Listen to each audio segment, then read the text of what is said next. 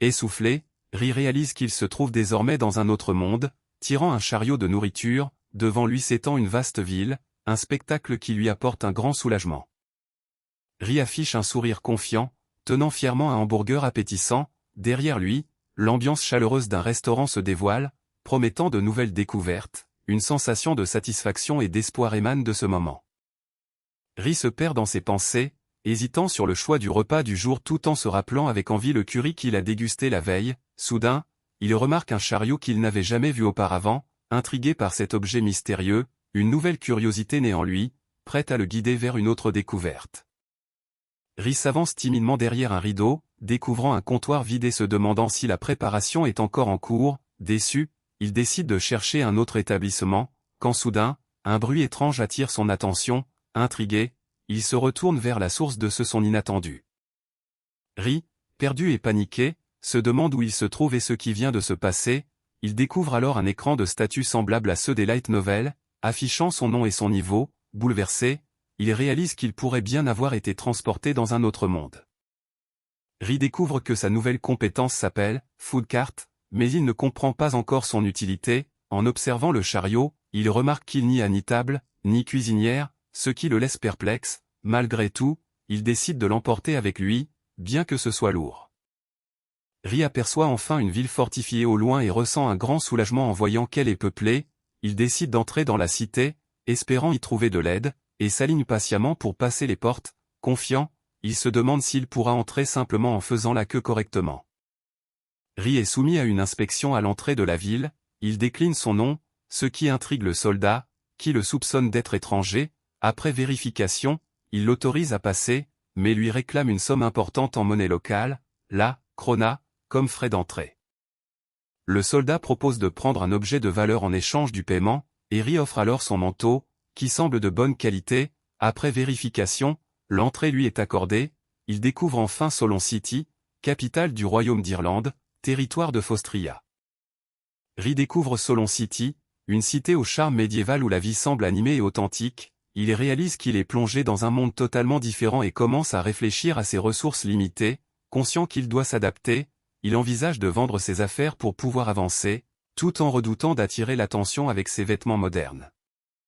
Ri réussit à vendre son manteau à un commerçant qui lui offre un bon prix. Appréciant la qualité du tissu, il récupère ainsi une somme d'argent assez confortable en monnaie locale. Soulagé, il trouve enfin une auberge où il peut se reposer et reprendre des forces.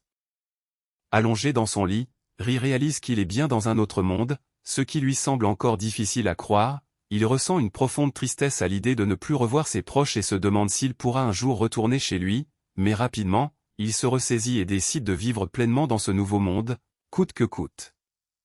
Ri décide de tester sa nouvelle compétence appelée « Food Cart », qu'il considère comme sa seule bouée de sauvetage pour le moment. Il ouvre son écran de statut avec détermination, espérant comprendre ses capacités. En observant les différentes magies listées, il se demande s'il pourra créer du blé et du pain, acceptant peu à peu la nécessité de s'adapter à ce monde. Ri concentre son énergie et tente d'activer la magie de création, en imaginant de l'eau et du blé. À sa grande surprise, ces éléments apparaissent devant lui, illuminant la pièce. Il réalise alors que sa capacité fonctionne vraiment, ce qui le remplit d'émerveillement. L'eau et le blé apparaissent devant lui, preuve que sa magie de création fonctionne parfaitement. Confiant, il se prépare à utiliser la magie d'artisanat, convaincu qu'il va réussir. Un pain tout juste façonné flotte devant lui, symbole de son premier succès.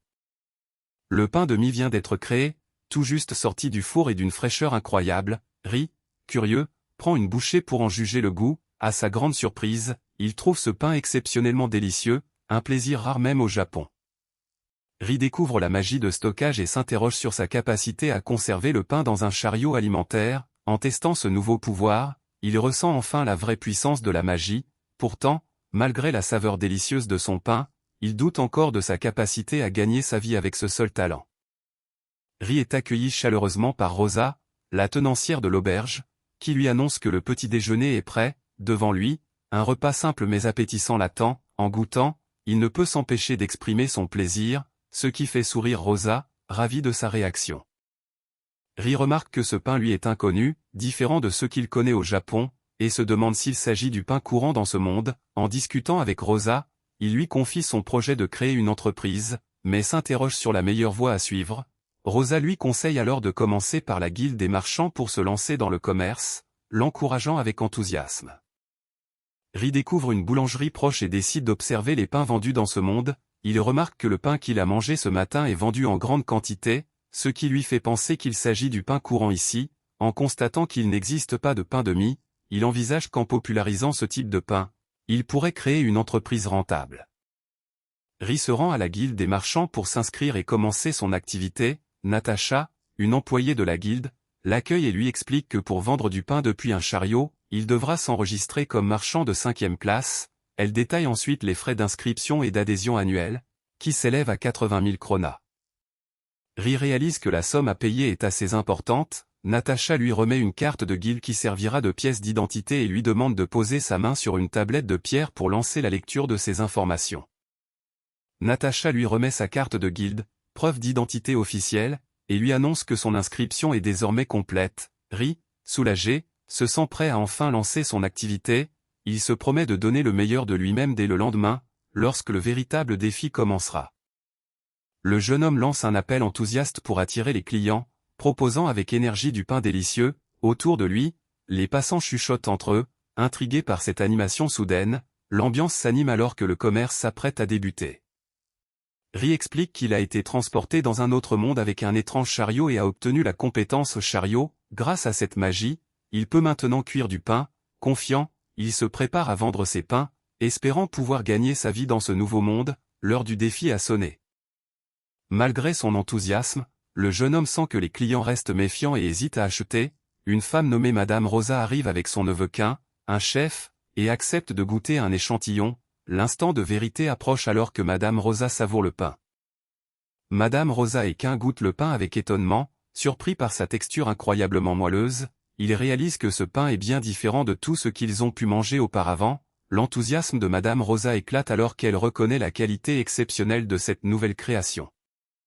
Madame Rosa, convaincue par la qualité exceptionnelle du pain, décide de l'acheter en grande quantité pour le servir au dîner. Malgré les habitudes de son neveu Quin, ce dernier, d'abord hésitant, accepte finalement de tenter l'expérience. Rio, soulagé, réalise que sa création commence à trouver preneur. Alors que le protagoniste s'apprête à préparer une nouvelle fournée, un groupe de clients intrigués arrive, attirés par la réputation du pain vanté par Madame Rosa. Deux jeunes femmes, émerveillées, demandent si c'est bien la boulangerie dont elles parlaient et souhaitent acheter elles aussi. Rapidement, une foule se forme, impatiente de goûter cette étrange mais prometteuse création. Alors que le protagoniste annonce une courte pause déjeuner, il réalise avec étonnement que sa popularité grandit grâce à l'engouement des clientes. Impressionné, il reconnaît le pouvoir d'attraction des femmes sur son commerce. Soudain, il constate que son niveau de magie de création a augmenté, lui permettant désormais de confectionner des croissants. Ri décide de tenter la fabrication d'un croissant, et à sa grande surprise, il réussit parfaitement. En le goûtant, il découvre un équilibre parfait entre croustillant et saveur beurrée, ce qui le ravit. Il comprend alors que pour progresser, il doit non seulement créer, mais aussi vendre ses produits, et se fixe comme objectif de vendre des croissants dès cet après-midi. Ri vend ses premières créations avec enthousiasme, échangeant des sourires chaleureux avec ses clientes. Celles-ci dégustent ses produits avec émerveillement, ravies par la qualité. Les pièces s'échangent rapidement, marquant un succès prometteur pour son commerce naissant. Ri annonce avec un sourire qu'il est déjà en rupture de stock pour la journée, invitant les clients à revenir demain. Les clientes, bien que déçues, promettent de revenir, tandis que Ri réalise avec surprise que tout s'est vendu si vite dès le premier jour. Il se félicite de ses compétences en vente et s'apprête à vérifier les résultats de la journée. Les ventes du jour sont encourageantes, mais le protagoniste réalise que gérer tout seul serait épuisant. Il décide alors de se rendre à la guilde des marchands pour envisager d'embaucher quelqu'un. Sur place, une employée l'accueille et lui demande ce qui l'amène, prêt à l'aider à poster une offre d'emploi. L'employé lui explique qu'il peut afficher son offre d'emploi sur le tableau de la guilde, moyennant des frais de publicité. Elle précise qu'il existe plusieurs types de contrats, du personnel permanent au travail temporaire. Ri, conscient que beaucoup de personnes verront son annonce, préfère néanmoins réfléchir avant de se décider. Ri reconnaît l'importance d'avoir du personnel, mais il doit d'abord se concentrer sur la préparation du lendemain. Dans un coin, une jeune fille blessée et en pleurs tente de se cacher sous une cape. Intrigué et inquiet, il s'approche pour lui demander si elle va bien. Sarah, les larmes aux yeux, et exprime toute sa gratitude envers notre héros qui l'a sauvé. Elle se présente enfin, pleine d'émotion et de reconnaissance. Ri, curieux, cherche à comprendre pourquoi elle se trouvait dans une situation aussi périlleuse. Elle avoue avec un peu de gêne venir d'un village reculé nommé Tria. Elle explique qu'elle est venue à Solon par admiration pour la ville, mais qu'en chemin, elle a tout perdu face à des bandits et des escrocs. Finalement, elle a réussi à entrer dans la ville, mais s'est retrouvée complètement perdue, sans savoir quoi faire. Sarah, en larmes, confie qu'elle n'a nulle part où dormir ce soir, car la nuit est déjà tombée et elle ne peut pas chercher du travail maintenant. Ri, compatissant, admet que la situation est difficile et explique qu'il compte chercher un emploi à la guilde et le lendemain, il se présente enfin. Il s'appelle Ryo, a fondé une société de commerce et vend du pain à son stand. Touchée par la gentillesse de Ryo, Sarah lui demande timidement si elle pourrait travailler à ses côtés pour le remercier. Surprise mais ravie, elle accepte immédiatement sa proposition, pleine d'espoir. Ryo, quant à lui, avoue justement avoir besoin de personnel, ce qui semble être une opportunité parfaite pour eux deux. Sarah, pleine de gratitude et d'enthousiasme, promet de donner le meilleur d'elle-même et se présente officiellement. Ryo, avec un sourire rassurant, lui annonce qu'il a loué une chambre supplémentaire pour la nuit. Il se donne rendez-vous pour le lendemain, prêt à commencer cette nouvelle collaboration. Le lendemain, Ryo commence à expliquer à Sarah le fonctionnement de son stand. Enthousiaste, elle se réjouit de travailler à ses côtés. Il lui présente les différents pains à vendre, en détaillant leurs prix. Sarah s'excuse d'avoir mangé autant de marchandises, mais Ryo la rassure en lui expliquant qu'il peut toujours faire du pain grâce à la magie. Intriguée, elle le regarde réaliser un tour de magie qui fait apparaître un pain tout frais sous ses doigts, la laissant bouche bée. Sarah s'exclame, incrédule, qu'il est impossible de créer du pain avec la magie, rappelant la loi selon laquelle la nourriture magique ne peut exister. Ryo, calme, lui explique que si la magie peut accélérer la croissance des récoltes, aucune compétence ni magie ne peut réellement créer de la nourriture. Malgré cela, il affirme qu'il parvient pourtant à le faire, ce qui surprend profondément Sarah. Ryo révèle à Sarah qu'il possède une compétence appelée Eustal, qui lui permet d'utiliser divers types de magie, notamment la magie de création et la magie culinaire. En consultant son écran, il découvre qu'il peut créer non seulement du pain, mais aussi de l'eau, du blé, de la viande, des légumes et bien d'autres ingrédients. Sarah, impressionnée, propose d'essayer de fabriquer de la viande grâce à cette magie. Ryo utilise sa magie pour créer un morceau de viande, qui apparaît instantanément devant lui. Sarah, étonnée, confirme qu'il s'agit bien de porc. Elle remarque que cette viande est d'une qualité exceptionnelle, comparable à celle de la viande d'ORC Premium. Ryo réalise que, bien que ce soit du porc ordinaire pour lui, cette viande est un produit de luxe dans ce monde. Enthousiaste, il propose d'essayer la magie culinaire avec cet ingrédient. Il commence alors à préparer un plat magique, qui s'illumine d'une aura éclatante. Sarah, surprise, découvre un plat étrange que Ryo appelle hamburg et hésite à y goûter, craignant que ce ne soit pas permis. Finalement, elle décide de tenter l'expérience et prend une bouchée. Immédiatement, son expression s'illumine, révélant sa satisfaction et son émerveillement devant ce goût nouveau. Sarah est émerveillée par le goût du plat de Ryo, affirmant même que le seigneur lui-même ne pourrait pas en manger d'aussi délicieux. Ryo, soulagé, partage son enthousiasme et propose de vendre ce plat hamburg. Avec une petite touche supplémentaire, il annonce alors son idée de créer un hamburger à partir de ce plat, prêt à innover davantage. Le duo se prépare avec enthousiasme, rassemblant tous les ustensiles de cuisine nécessaires. Ryo demande alors un coup de main à Sarah, qui affiche un sourire plein d'entrain. Ensemble, ils s'apprêtent à relever ce nouveau défi culinaire. Les ingrédients sont soigneusement disposés, pain à hamburger, ketchup, tomates et laitue. La tomate est tranchée avec précision avant d'être déposée sur le pain, accompagnée du hamburg. Le hamburger est enfin assemblé, prêt à être dégusté. Le hamburger est goûté avec enthousiasme, c'est un véritable succès, presque historique pour un plat vendu dans la rue. Sarah exprime son étonnement face à cette innovation culinaire, tandis que Ryo rappelle de ne pas manger sans permission. Leur détermination est palpable, prêt à donner le meilleur d'eux-mêmes pour ce nouveau défi.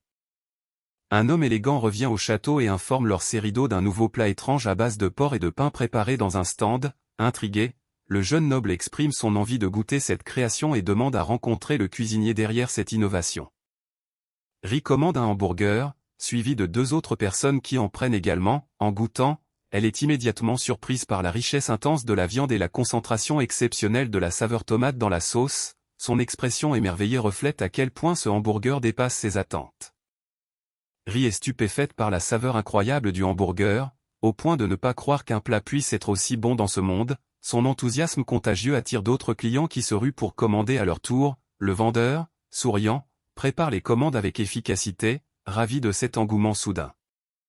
Le stock de hamburgers est déjà épuisé pour la journée, ce qui déçoit les clients impatients mais ravis. Alors que le calme revient, un homme élégant fait son entrée, s'adressant poliment au protagoniste pour s'enquérir de la boutique. Surpris, il dégage une aura de dignité et de raffinement qui intrigue notre héros.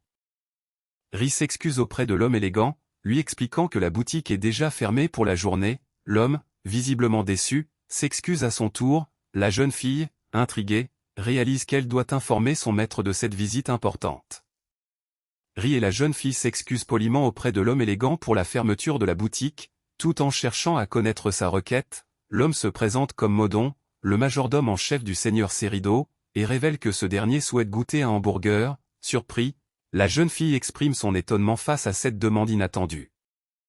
Modon assure qu'il reviendra demain, laissant derrière lui une impression de calme et de respect. La jeune fille, rassurée, promet qu'ils l'attendront avec impatience, tandis que le protagoniste avoue avoir été très nerveux. Une légère tension persiste entre eux, la jeune fille défendant son attitude face au protagoniste encore perplexe. Ri découvre l'immense château du seigneur Cerido, impressionné par sa grandeur. La jeune fille lui explique que Cerido est le maître incontesté de la région, et que le moindre affront envers lui peut coûter la vie dans cette ville. Elle ajoute que Cerido est comme un père pour son propre père, révélant ainsi un lien personnel fort.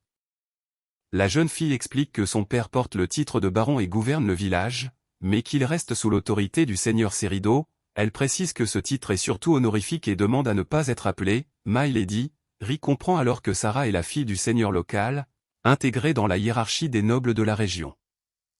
Ri s'étonne que Sarah travaille dans un endroit comme celui-ci, mais elle réagit vivement en affirmant que Ryo est son sauveur. Un moment de gêne s'installe entre eux, avant que le héros, curieux, lui demande ce qui vient ensuite. Sarah, embarrassée, évite la question et finit par exprimer timidement son envie de continuer à travailler avec lui.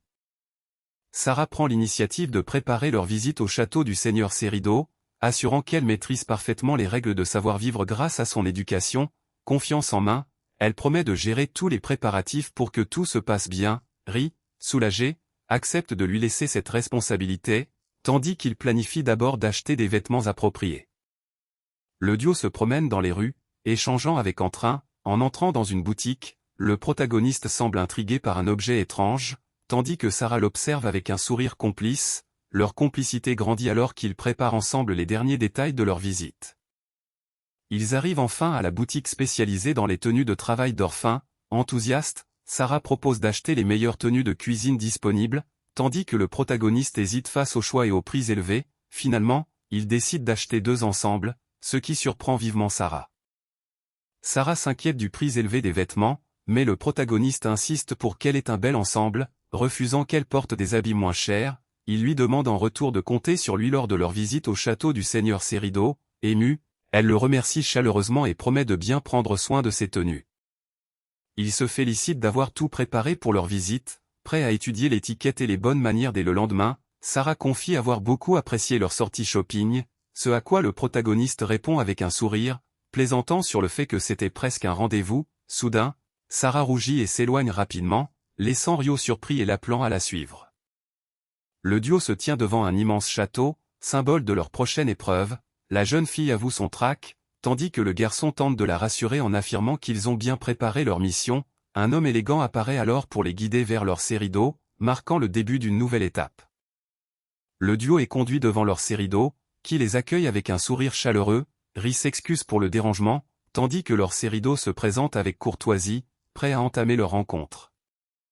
Ri se présente humblement en tant que président de la société Sato, ce qui fait sourire chaleureusement leur Cerido. Ce dernier avoue avoir entendu parler des hamburgers du jeune homme, au point que même les serviteurs du château en parlent avec enthousiasme. Enthousiaste, leur Cerido propose alors de commencer immédiatement la dégustation, révélant qu'il n'a rien mangé de la journée, impatient de goûter cette spécialité.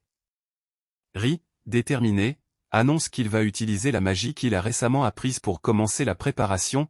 Avec un geste assuré, il invoque un chariot de nourriture, prêt à créer tous les ingrédients nécessaires grâce à ses nouvelles capacités magiques. Confiant, il se dit capable de réussir sa mission. Ri confie la préparation à Sarah, qui accepte avec enthousiasme. Il commence alors à utiliser sa magie en lançant le sort « Multiplication du chariot de nourriture », suivi de « Changement de forme », prêt à matérialiser tous les ingrédients nécessaires. La cuisine s'illumine, signe que la magie est en marche. Ri utilise sa magie de stockage pour sortir les ingrédients et préparer la sauce teriyaki spéciale. Avec un sourire confiant, il annonce que la sauce est prête et qu'il peut maintenant s'occuper des accompagnements. L'enthousiasme se lit sur son visage alors qu'il poursuit la préparation. Les pommes de terre préparées grâce à la magie sont rapidement plongées dans une friture abondante. Notre héros les saupoudre ensuite de sel avec assurance, annonçant fièrement que les frites fraîches sont prêtes. Il termine en versant généreusement la sauce spéciale sur le plat, prêt à le dresser avec soin. Le plat spécial hamburger est enfin servi, accompagné de frites et d'une sauce maison. Ri présente fièrement sa création, s'excusant pour l'attente. Le convive, intrigué, observe ce hamburger à l'apparence unique, qu'il n'avait jamais vu auparavant. Le convive s'interroge sur la manière de manger ce plat, pensant qu'il se déguste avec les mains. Il décide finalement d'essayer de le manger ainsi. Sa réaction surprise inquiète immédiatement les deux cuisiniers, qui craignent qu'il n'ait pas apprécié le goût.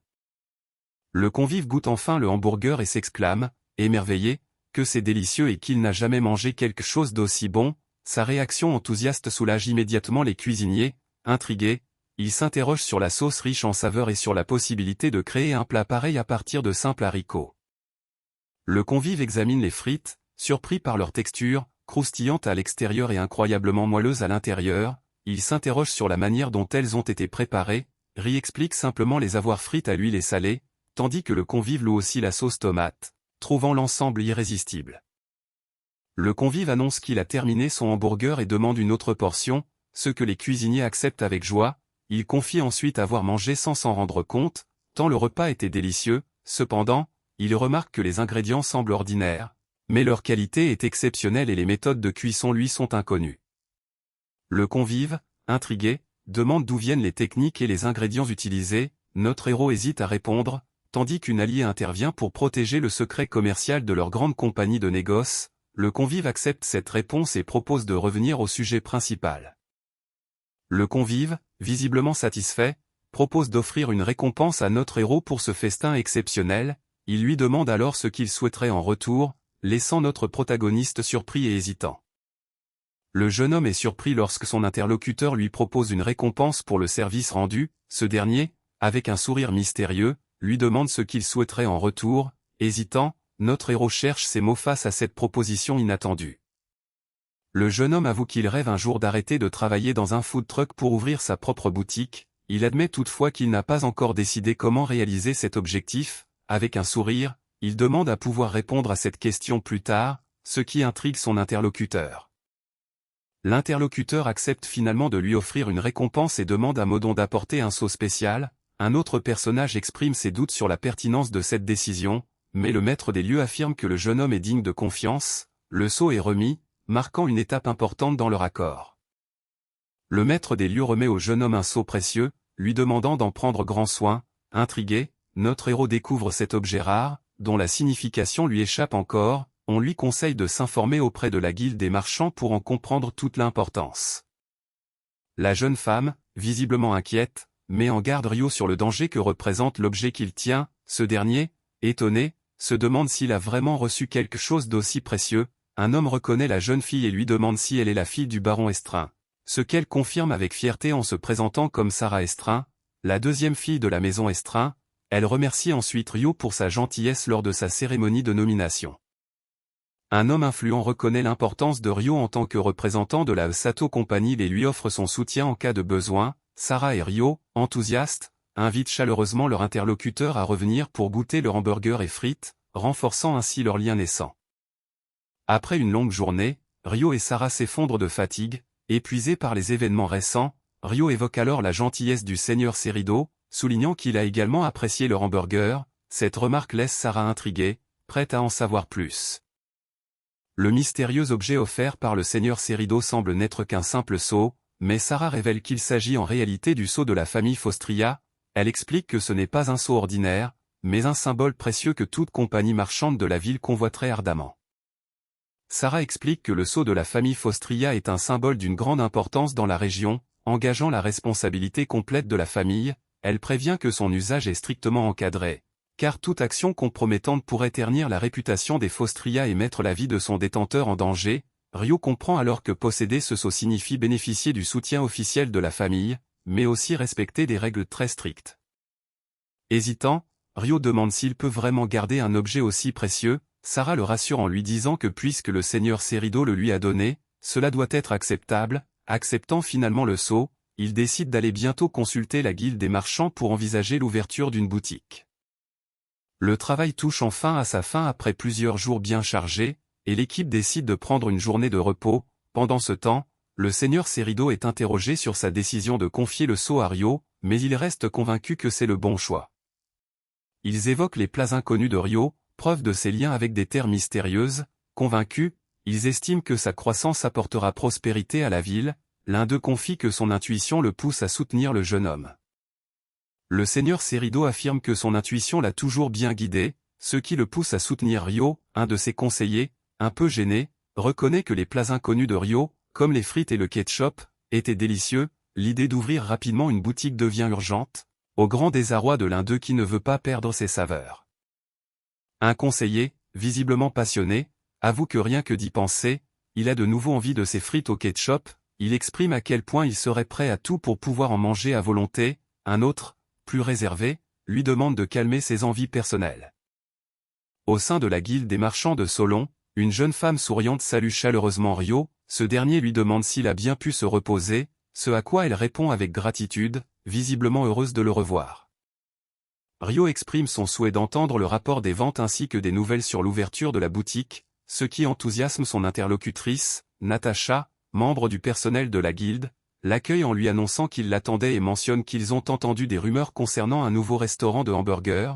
Lors d'une réunion, Sarah, une autre employée, se présente à Ryo, qui avoue avoir aussi beaucoup entendu parler d'elle. Sarah conduit Ryo et Natasha dans une salle de réunion pour leur présenter le rapport des ventes. Elle les rassure sur la confidentialité grâce à une magie d'insonorisation, puis, elle prend en charge les livres de compte que Natasha lui remet avec soin. En examinant les livres de compte, elle remarque que les ingrédients n'ont pas été achetés, ce qui l'intrigue. Elle s'interroge sur les dépenses, qui semblent anormalement basses, et demande à Sarah si cela ne pose pas problème. Notre héroïne souhaite clarifier ce point important avec elle. Notre héroïne, sûre de ses compétences en calcul, insiste sur l'exactitude des chiffres qu'elle a vérifiés à plusieurs reprises. Sarah, quant à elle, exprime ses doutes sur la viabilité du commerce à ce niveau, évoquant la nécessité possible d'une enquête. Ryo intervient pour expliquer que grâce à une compétence spéciale, ils n'ont presque pas besoin d'acheter d'ingrédients, ce qui semble surprendre et inquiéter Natasha. Sarah rassure alors Ryo sur la confidentialité des informations, tandis que la tension monte autour du secret qu'ils doivent garder. Sarah assure à Ryo que la guilde des marchands est indépendante de l'État et respecte une stricte confidentialité, garantissant que leurs informations ne seront pas transmises au royaume ou à la noblesse. Rassuré, Ryo accepte de révéler la nature de sa compétence. Natasha, surprise, devine qu'il s'agit de la fameuse compétence létale. Sarah informe Ryo qu'elle doit rapporter ses résultats au maître de la guilde, tout en assurant la confidentialité de l'information. Elle lui annonce ensuite que son bénéfice net est de 4 840 000 kronas, ce qui lui vaut une promotion au rang de marchand de 4e catégorie. Pour finir, elle lui remet le badge officiel correspondant, l'encourageant à poursuivre ses efforts. Ryo demande ce que signifie exactement le rang de marchand de 4e catégorie. Sarah lui explique que les marchands sont classés selon leur contribution financière à la guilde, allant du simple colporteur au marchand d'élite dont l'autorité rivalise avec celle du roi. Elle détaille chaque rang, insistant sur le fait que plus le rang est élevé, plus la confiance accordée aux marchands est grande. Ryo confie à Sarah qu'il envisage d'ouvrir bientôt une boutique et lui demande ce qu'il lui faudrait pour cela. Sarah, attentive, lui explique qu'il faudra beaucoup de préparation et de capital. Elle détaille les principales dépenses, le loyer, l'aménagement intérieur, le matériel, les salaires du personnel, ainsi que les économies nécessaires pour tenir jusqu'à la stabilisation de l'activité. Le guilde peut accorder un prêt, mais comme la société de Ryo n'a été créée que depuis un mois, le montant reste limité à 1 million de kronas. Conscient des difficultés, Ryo réfléchit à une autre solution et propose un sceau précieux qu'il a reçu de leur Serido, espérant qu'il pourra leur être utile. Sarah reconnaît aussitôt le sceau, celui de la famille Festria, et sa réaction trahit son étonnement face à un objet aussi précieux. Surprise et choquée, Elle recule brusquement, incapable de cacher son émotion. Ryo s'inquiète immédiatement de son état, tandis que l'ampleur de la valeur du sceau devient évidente. Sarah insiste vivement pour que Ryo rende immédiatement le sceau, consciente du danger que représente sa possession. Elle explique que Ryo est désormais porteur du sceau, ce qui est exceptionnel pour une entreprise aussi récente. Elle précise que ce sceau permet d'emprunter de l'argent sans garantie ni limite, ce qui surprend vivement tout le monde. Sarah explique que ce sceau, bien que rarement utilisé en pratique, porte un lourd risque. S'il est employé pour ternir le nom de la famille Festria, le porteur perdrait son statut de marchand et sa vie ne serait plus garantie. Elle met en garde contre l'hostilité que leur succès rapide pourrait susciter, tout en soulignant que le sceau offre une protection certaine, car il atteste du soutien puissant de la famille Festria. Ryo, intrigué, commence à comprendre la complexité de cette responsabilité. Malgré la gravité de ses propos, elle rappelle que porter le sceau est un immense honneur pour un marchand. Elle promet de soutenir Ryo et Sarah en tant que membres du guilde, exprimant son enthousiasme à travailler avec eux. Ryo, touché, partage ce sentiment et se réjouit de cette collaboration. Ri et Sarah trinquent joyeusement pour célébrer sa promotion. Ils savourent une bière délicieuse, et ils remarquent avec amusement qu'elle a de la mousse sur la bouche. L'ambiance est légère et festive. Une serveuse arrive avec un large sourire, portant plusieurs plats pour le groupe. Ri et Sarah, surpris, la remercient tandis qu'elle les invite à profiter du repas. L'ambiance festive s'intensifie avec l'arrivée de la nourriture. Sarah est étonnée de voir à quel point elle peut manger, une situation qu'elle n'aurait jamais imaginée en venant ici. Ri sourit, heureux de partager ce moment avec elle. Leur complicité grandit autour de ce festin inattendu. Sarah confie qu'elle n'aurait jamais cru pouvoir travailler ainsi, tandis que le protagoniste avoue son étonnement d'avoir été transporté dans un autre monde. Il réalise que venir ici sans rien comprendre relevait presque du miracle. Elle ajoute que rien n'aurait aussi bien marché sans sa présence, soulignant combien il a compté pour elle ce dernier mois. Ri, souriant, annonce qu'ils ont gagné plus que prévu ce mois-ci et tient fièrement le bonus en main. Il insiste pour le donner à Sarah, qui semble surprise car elle a déjà reçu son salaire plus tôt. Malgré ses hésitations, il la rassure en lui disant que ce n'est pas un problème. Sarah est surprise par la somme d'argent que lui tend le protagoniste, se demandant si c'est vraiment possible. Le sac déborde de pièces brillantes, symbole de leur succès inattendu. Leur collaboration a clairement porté ses fruits. Sarah, émue, remercie chaleureusement le protagoniste et promet de redoubler d'efforts. Lui, souriant, lui rappelle que cette récompense est bien méritée. Ils partagent un moment de complicité autour d'un repas, tandis que la bonne humeur s'installe entre eux. Ri demande pourquoi elle a obtenu la compétence, calcul. Elle explique avec un sourire qu'elle a toujours aimé apprendre, ayant grandi entourée de livres. Selon elle, ses expériences d'enfance ont influencé les compétences qu'elle a acquises, ce qui explique l'apparition de ce talent. Sarah réalise que le protagoniste est venu à Solon pour utiliser sa compétence, ce qui confirme leur rencontre initiale. Curieuse, elle lui demande s'il a un rêve, ce qui le pousse à réfléchir sérieusement. En sirotant sa boisson, il avoue qu'il a déjà atteint son objectif, mais s'interroge encore sur ce qu'il souhaite vraiment accomplir dans ce monde. Ri avoue qu'il est venu ici sans aucun plan précis, mais qu'il envisageait de gérer un restaurant. Il se questionne encore sur la raison exacte de ce choix. Ce qui l'anime vraiment, c'est son désir de faire un travail qui apporte le sourire à tout le monde. Ri confesse qu'il s'est jusqu'ici battu seulement pour survivre, mais qu'il a enfin pris une décision. Il souhaite désormais visiter de nombreux endroits, ouvrir des boutiques dans différentes villes, et agrandir considérablement la société Sato. Sarah l'écoute, visiblement touchée par ses ambitions. Ri demande à Sarah de l'aider dans son projet, lui avouant qu'il a besoin de sa force. Touchée et déterminée, elle accepte avec enthousiasme de travailler à ses côtés pour faire grandir ensemble la société Sato. Ils scellent leur alliance par une poignée de main chaleureuse, marquant le début de leur collaboration.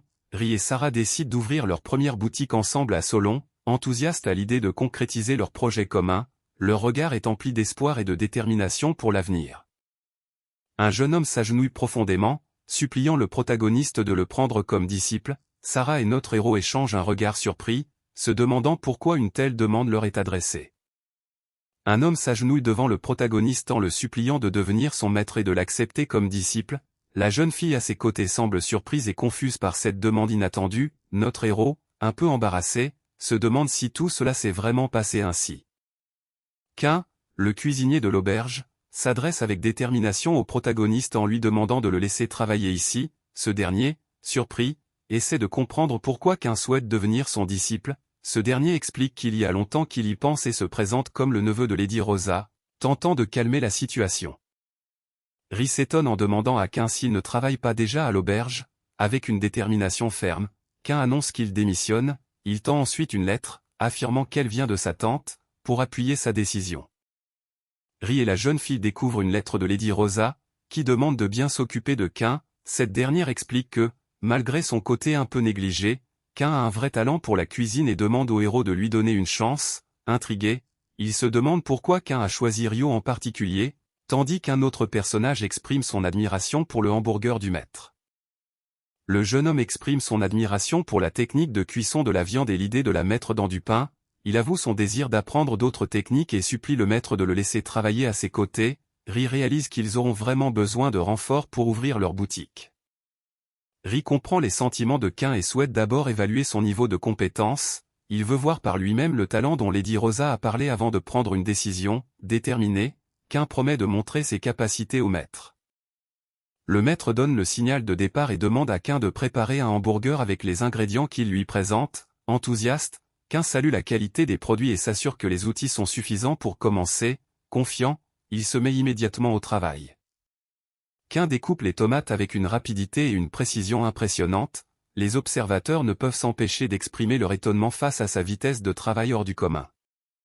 Quint assemble rapidement les ingrédients avec une grande maîtrise, créant un hamburger parfaitement équilibré. Fier de son travail, il annonce avec enthousiasme que sa préparation est terminée.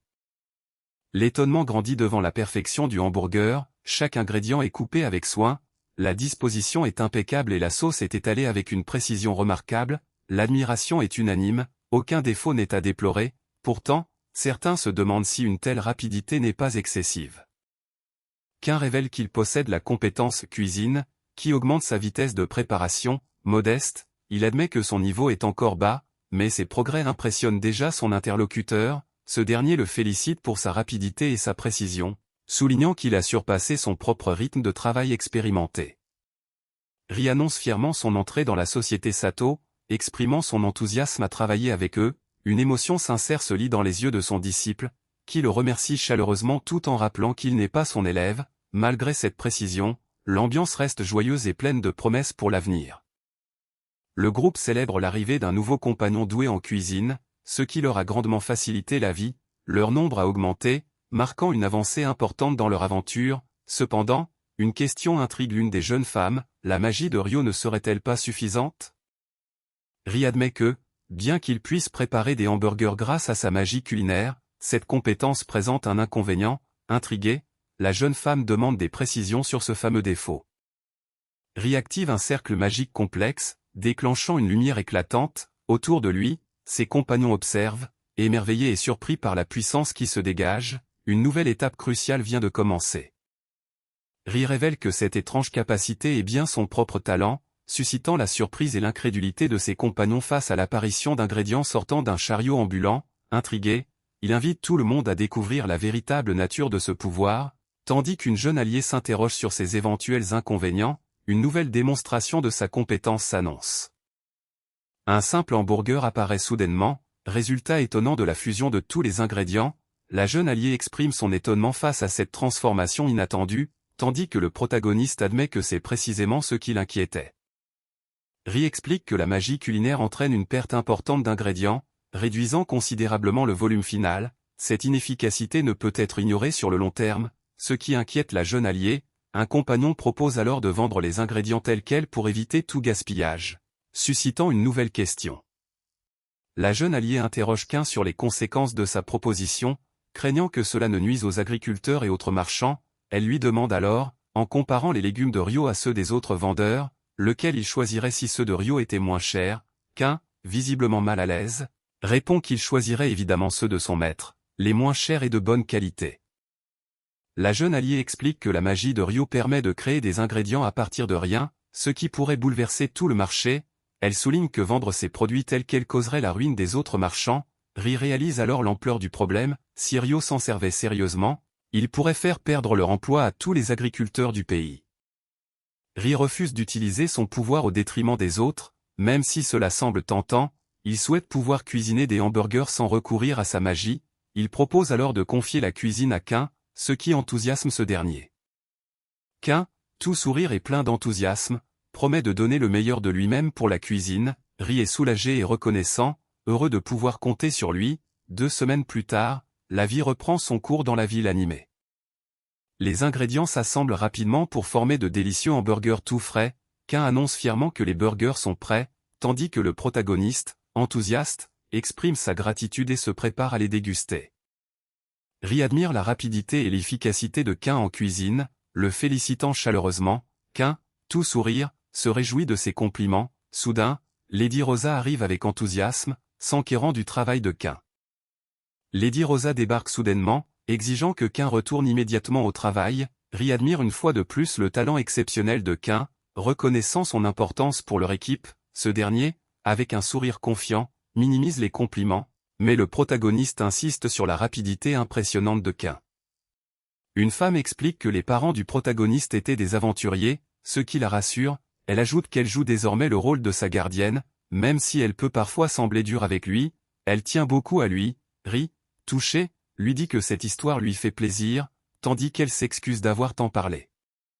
La femme confie à Ryo qu'elle se rassure en voyant Quint travailler avec tant de sérieux, elle lui demande de bien veiller sur lui une fois de plus, ce que Ryo accepte avec enthousiasme. Ri passe commande de son pain habituel, prêt à continuer sa journée. Le calme est enfin revenu, et le protagoniste félicite tout le monde pour leur travail. Sarah revient avec enthousiasme, annonçant qu'elle a réussi à obtenir un rendez-vous avec la guilde des marchands. Tous se réjouissent de cette bonne nouvelle et attendent avec impatience la réponse de Natacha. Avec l'augmentation récente des ventes, Natacha a donné son accord pour un nouveau projet. Ri annonce alors avec enthousiasme qu'ils vont enfin ouvrir leur propre boutique, la boutique Sato. Cette nouvelle suscite la surprise et la curiosité autour de lui. 2 jours plus tard, le protagoniste lance officiellement la réunion de gestion pour discuter du projet d'ouverture de la boutique Sato. Autour de la table, l'équipe est prête à planifier cette nouvelle aventure avec enthousiasme. Le protagoniste lance officiellement la réunion de gestion de la société Sato Trading pour discuter du projet d'ouverture de la boutique. Natacha, invitée pour donner l'avis du syndicat, rejoint l'équipe avec enthousiasme. Les préparatifs commencent, et la question du type de boutique à créer est posée. Le protagoniste exprime son souhait d'ouvrir une boutique assez grande où les clients pourraient manger sur place, soulignant le succès actuel des ventes aux étals. Natacha partage son inquiétude qu'un espace trop petit découragerait les visites régulières. Un autre membre de l'équipe, visiblement chef, se montre enthousiaste à l'idée de pouvoir cuisiner en grande quantité, peu importe le type de boutique. Natacha exprime ses réserves et suggère qu'il serait peut-être préférable de commencer par une petite boutique, uniquement à emporter, pour éviter la congestion. Le protagoniste, bien qu'accordant que c'est une bonne option, insiste sur son désir d'avoir un espace où les clients peuvent manger sur place. Il souhaite aussi pouvoir voir les visages des clients lui-même. Natacha s'inquiète que si la boutique est trop grande, il faudra beaucoup de serveurs, ce qui ferait exploser les coûts de main-d'œuvre. Le protagoniste semble surpris par cette idée, mais commence à comprendre. Elle précise que sa vision de la boutique diffère de celle du héros, ce qui l'amène à réfléchir. Natacha explique que dans sa vision, la boutique n'aura pas de serveur, mais un comptoir où les clients commanderont et paieront en même temps. Le protagoniste réalise alors que les clients devront transporter eux-mêmes leur nourriture. En y réfléchissant, il comprend que ce modèle est complètement différent de ce qu'il avait imaginé, un monde sans système de restauration rapide tel qu'il le connaît. Natacha explique que sans serveur, grâce à l'approche de Ryo, il sera possible de gérer une grande boutique sans problème. Elle ajoute que malgré les coûts d'installation élevés, leur savoir-faire leur permettra de réaliser de gros bénéfices. Enthousiasmée, elle propose son aide pour concrétiser ce nouveau concept, ce qui réjouit vivement le protagoniste.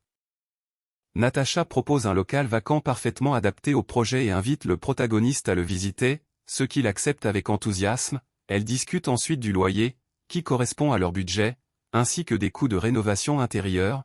Pour les travaux, Natacha recommande la société Dolof, réputée comme la meilleure entreprise de construction de Solon et bien implantée dans le commerce local.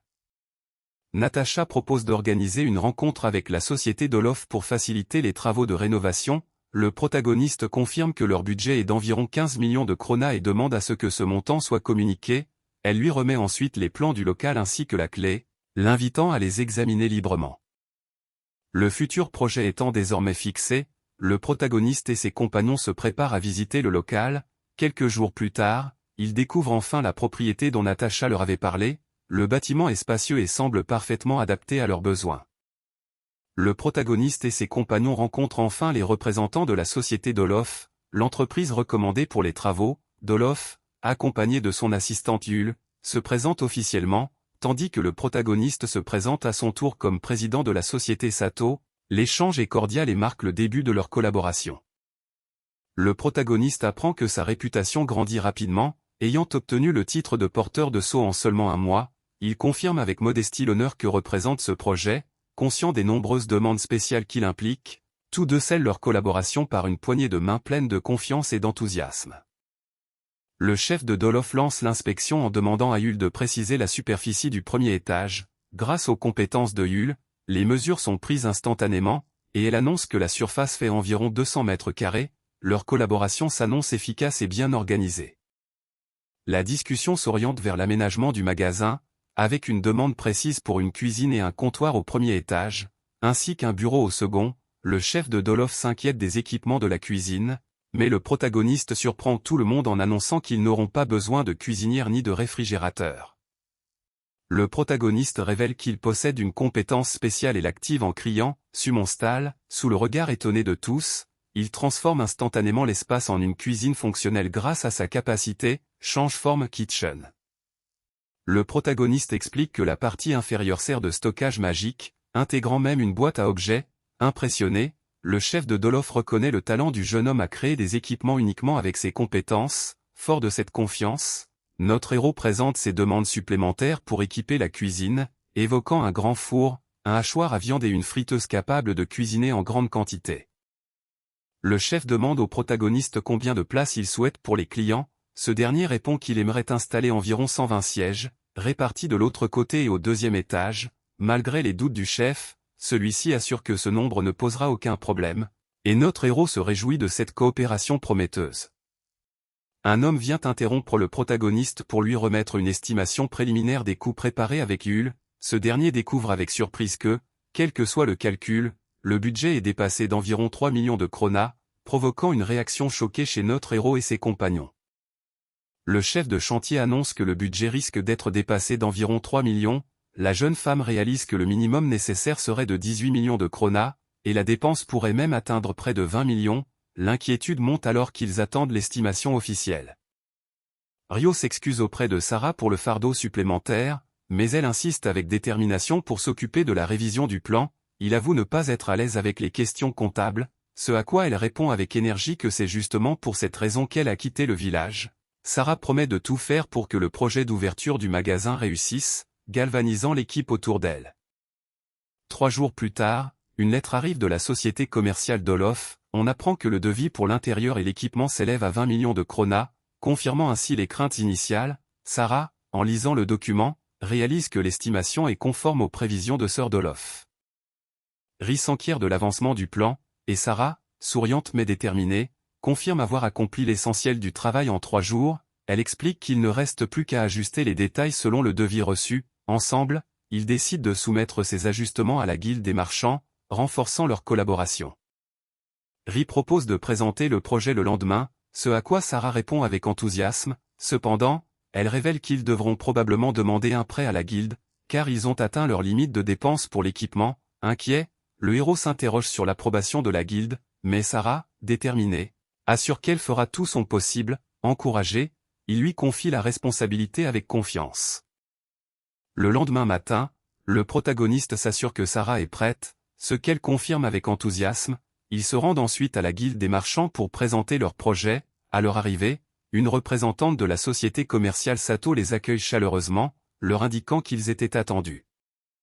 À leur arrivée, la représentante de la société commerciale Sato les invite à la salle prévue pour la réunion. Elle rappelle que la rencontre porte sur leur nouveau projet et les invite à s'installer pour commencer. Ri et Sarah écoutent attentivement tandis qu'elle leur demande de consulter les documents préparés.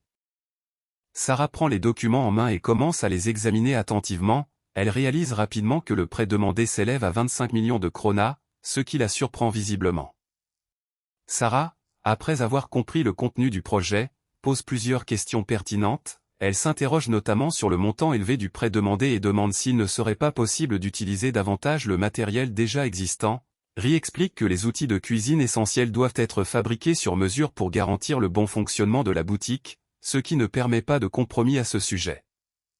Ri présente à Sarah les documents détaillant les ventes et le taux de fréquentation du food truck, expliquant que le prêt pourra être remboursé régulièrement, intérêt compris. Sarah, impressionnée par la rigueur des chiffres, reconnaît que le plan de remboursement est clair et bien structuré. Elle écoute attentivement les explications sur les montants mensuels résumés dans le dossier. Sarah demande quel type de garantie le protagoniste peut offrir en cas de pire scénario. Il explique qu'en cas de difficulté à rembourser en argent, ils utiliseront les produits alimentaires créés grâce à sa compétence spéciale. Impressionnée, Sarah reconnaît que cette solution est vraiment unique à leur entreprise et souligne que ces produits peuvent être conservés presque indéfiniment grâce à la même capacité. Sarah confirme qu'avec cette garantie, la guilde ne subira aucune perte. Elle réalise que même si l'entreprise ne possède pas de biens matériels, le fait que Ryo soit porteur du sceau, soutenu par la famille Faustria, constitue une sécurité largement suffisante. Convaincue, elle n'a plus d'objection.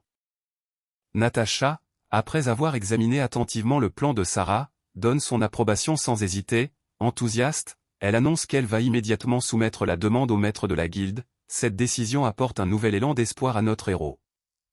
Le groupe exprime sa gratitude envers Sarah, convaincu que la demande sera acceptée sans problème grâce au sceau porté par Ryo. Leur soulagement est palpable, et ils reconnaissent que tous les efforts de Sarah ont porté leurs fruits. Notre héroïne reçoit des compliments sincères pour son travail remarquable. Notre héros réfléchit à l'organisation du futur commerce et décide de confier de nouvelles responsabilités à ses proches. Il prévoit de nommer qu'un chef cuisinier pour diriger le personnel de cuisine, conscient que la gestion seule deviendra vite trop lourde. Qu'un accepte avec enthousiasme ce rôle important, prêt à relever le défi. Notre héros surprend Sarah en lui proposant de devenir la vice-présidente de la société commerciale Sato. Elle est d'abord incrédule, doutant de ses capacités, mais finit par accepter avec enthousiasme cette nouvelle responsabilité. Leur complicité se renforce alors qu'ils se réjouissent de travailler ensemble. Un message important arrive enfin de la guilde, le prêt a été approuvé, exactement comme il l'avait demandé. Notre héros respire de soulagement, tandis que son allié affiche un sourire radieux, plein d'espoir pour la suite. Le protagoniste réalise que les revenus d'un simple stand de nourriture ne suffiront pas à couvrir le loyer et les remboursements du prêt. Il prend conscience que les coûts sont bien plus élevés, notamment avec les frais de main-d'œuvre. Face à cette réalité, il envisage de recruter du personnel, mais se demande combien de personnes seront nécessaires. Ils évaluent le personnel nécessaire, 8 personnes pour gérer les shifts, la caisse et le nettoyage, ainsi que 4 cuisiniers spécialisés pour la friture et la vaisselle. Au total, le protagoniste conclut qu'ils auront besoin d'environ 12 employés. Face à cette réalité, il espère qu'une solution plus efficace pourra être trouvée. Le protagoniste se souvient d'une conversation avec Natacha et propose de publier une annonce d'emploi sur le tableau de la guilde. Son allié trouve cette idée excellente, surtout que l'affichage sera vu par beaucoup de monde. Ils acceptent de payer les frais de publication, convaincus que c'est une solution efficace pour recruter du personnel.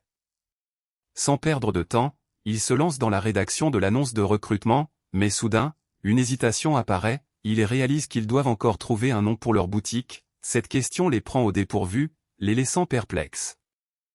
Un ami propose avec enthousiasme de nommer la boutique Ryo Burger, ce qui fait sourire le protagoniste. Un peu gêné par cette idée, ils expriment leur souhait d'avoir un nom qui résonne avec les habitants de Solon et qui fasse sourire les gens grâce à la nourriture. Le protagoniste, encore hésitant, lance alors une nouvelle proposition de nom. L'annonce de recrutement est enfin affichée sur le panneau public, attirant immédiatement l'attention des passants intrigués. Elle révèle que la boutique, désormais nommée Solon Burger, cherche à embaucher 4 cuisiniers et 8 membres de personnel, avec un salaire attractif. L'ouverture des entretiens est prévue pour le 10 du mois, marquant une étape importante dans leur projet. Le protagoniste se montre confiant, convaincu qu'ils réussiront à recruter assez de personnel. Une jeune fille se demande avec curiosité quel genre de collègue elle va rencontrer. Tous sont déjà motivés à donner le meilleur d'eux-mêmes pour préparer l'ouverture prochaine. Le jour des entretiens est enfin arrivé, et une foule impressionnante de candidats attend patiemment leur tour. Le protagoniste, surpris par l'ampleur de la demande, se demande s'ils pourront vraiment choisir parmi autant de personnes. Parmi eux, certains visages lui sont familiers, mêlant clients réguliers et connaissances. Le moment tant attendu approche, et le protagoniste réalise avec émotion à quel point il est devenu familier dans ce lieu. Toute l'équipe est prête à lancer les entretiens, impatiente de commencer, mais soudain, une demande de discussion inattendue vient interrompre le début des auditions. Quint prend son courage à deux mains pour annoncer une nouvelle inattendue, sa femme va venir passer un entretien aujourd'hui. Cette révélation surprend tout le monde, surtout le protagoniste et une jeune fille, qui découvre avec étonnement que Quint est marié depuis 3 mois. Quint explique que sa femme souhaite travailler ici, mais il insiste pour qu'aucun favoritisme ne soit accordé. Le protagoniste confirme qu'elle sera jugée équitablement lors de l'entretien. L'équipe se prépare alors à commencer les auditions. Le candidat se présente sous le nom d'Allen et s'installe pour l'entretien. Le protagoniste remarque qu'il postule pour un poste au service client, ce à quoi Allen répond qu'il possède une compétence particulière, une endurance physique lui permettant de travailler longtemps sans se fatiguer. Allen explique que sa compétence d'endurance physique ne renforce pas sa force, ce qui la rend moins adaptée aux aventuriers.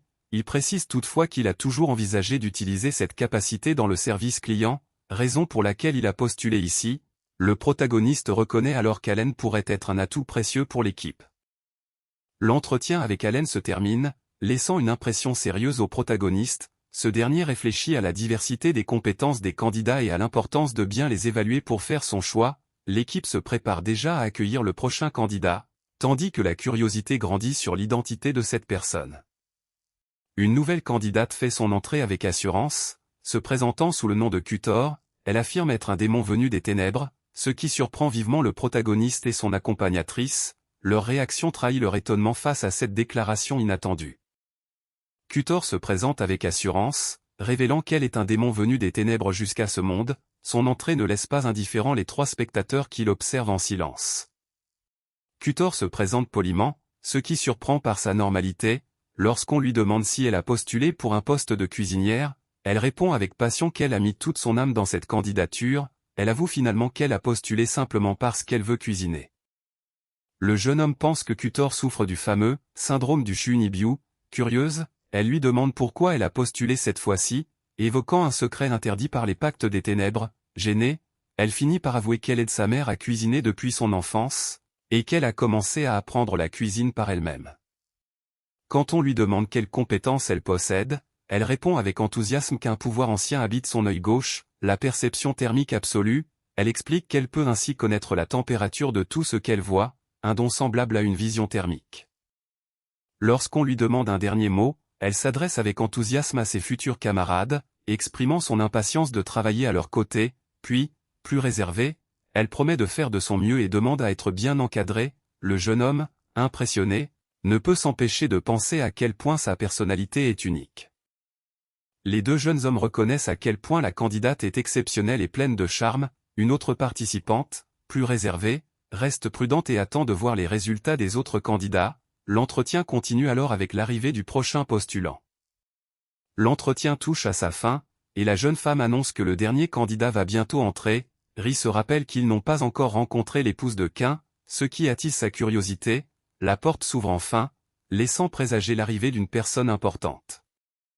Une jeune femme souriante fait son entrée et se présente sous le nom de Anna. Les candidats, surpris, échangent des regards intrigués. Ri, un peu hésitant, demande si elle est bien l'épouse de Quint, ce qu'elle confirme avec un sourire complice. Anna remercie chaleureusement pour les soins apportés à son mari et explique qu'elle a travaillé avec lui à l'auberge de Tante Rosa. Elle confirme avoir postulé pour un poste au service client et souligne son expérience dans ce domaine. Elle ajoute enfin que ses compétences devraient également être utiles au restaurant. Anna révèle qu'elle possède une compétence de conseillère militaire qui lui permet de comprendre l'état des personnes autour d'elle, comme si elle les observait dans la paume de sa main. Impressionnée, une candidate lui demande si elle n'a jamais envisagé une carrière militaire, ce à quoi Anna répond qu'elle a effectivement reçu une telle proposition.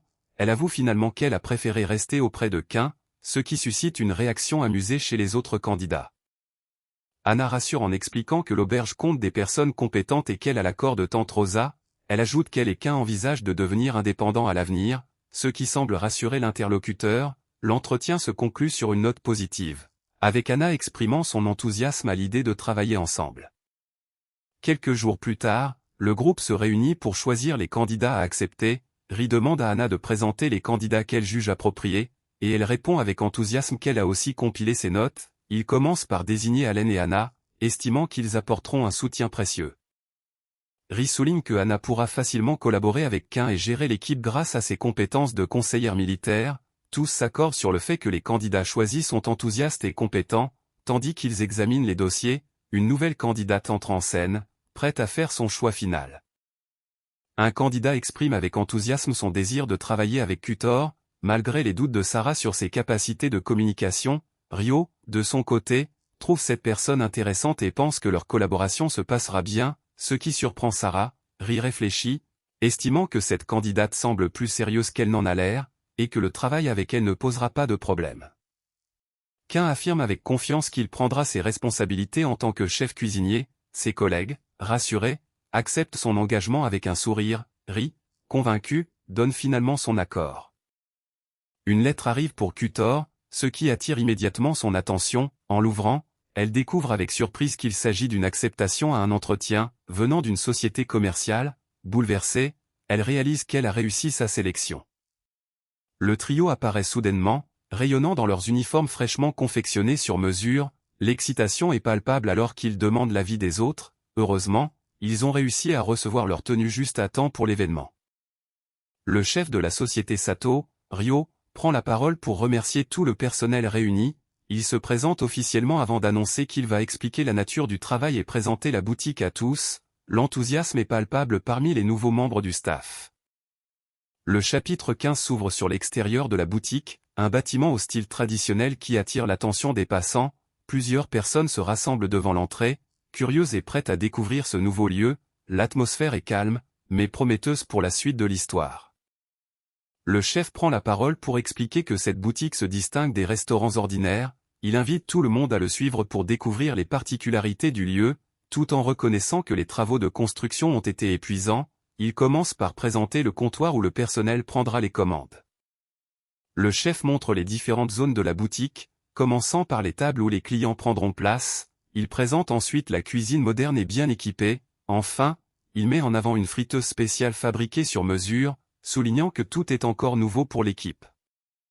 Ri observe attentivement la boutique et ressent une certaine nostalgie, comme s'il retrouvait son monde d'origine. Il reconnaît que, malgré quelques éléments en bois qui diffèrent, cet endroit reste avant tout une véritable boutique de hamburgers japonaise. Le chef, satisfait, lui demande de le prévenir s'il remarque un problème avec le matériel avant de s'éclipser.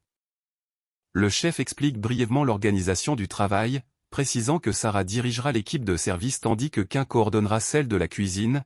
Tous se montrent enthousiastes à l'idée de collaborer ensemble. Ri propose ensuite de commencer par une démonstration pratique, invitant l'équipe à le suivre.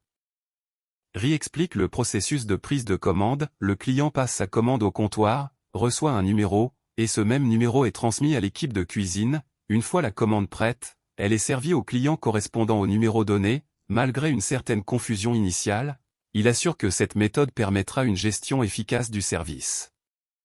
Ri montre comment préparer les hamburgers d'une manière innovante, ce qui impressionne profondément l'équipe. L'une des cuisinières avoue ne jamais avoir imaginé de telles techniques. Pendant ce temps, le chef observe satisfait que l'équipe de cuisine semble bien maîtriser la méthode. Ri demande à l'équipe de travailler en petits groupes de 2 à 3 personnes pour mieux collaborer avant l'ouverture. Il propose ensuite de commencer par un exercice pratique, prendre une commande. Un membre de l'équipe joue le rôle du client et commande un menu burger teriyaki, que la serveuse enregistre tout en indiquant le prix. La serveuse prend la commande d'un menu teriyaki avec enthousiasme. Elle s'active ensuite en cuisine, demandant de griller le plat avec intensité, sans toutefois le brûler complètement. Le résultat, bien que très cuit, semble appétissant. Le menu burger teriyaki est enfin prêt et présenté avec fierté. L'enthousiasme de l'équipe est palpable, et une serveuse félicite chaleureusement Quint pour son travail. Ri demande alors à Allen de jouer le rôle du client pour la prochaine étape de l'exercice. Lors de l'exercice, le protagoniste remet la commande du menu burger teriyaki à Allen, dont l'expression un peu inquiétante ne passe pas inaperçue. Une serveuse demande alors à Rio comment gérer les déchets alimentaires après le repas, qui explique que les clients les déposent eux-mêmes dans une poubelle dédiée.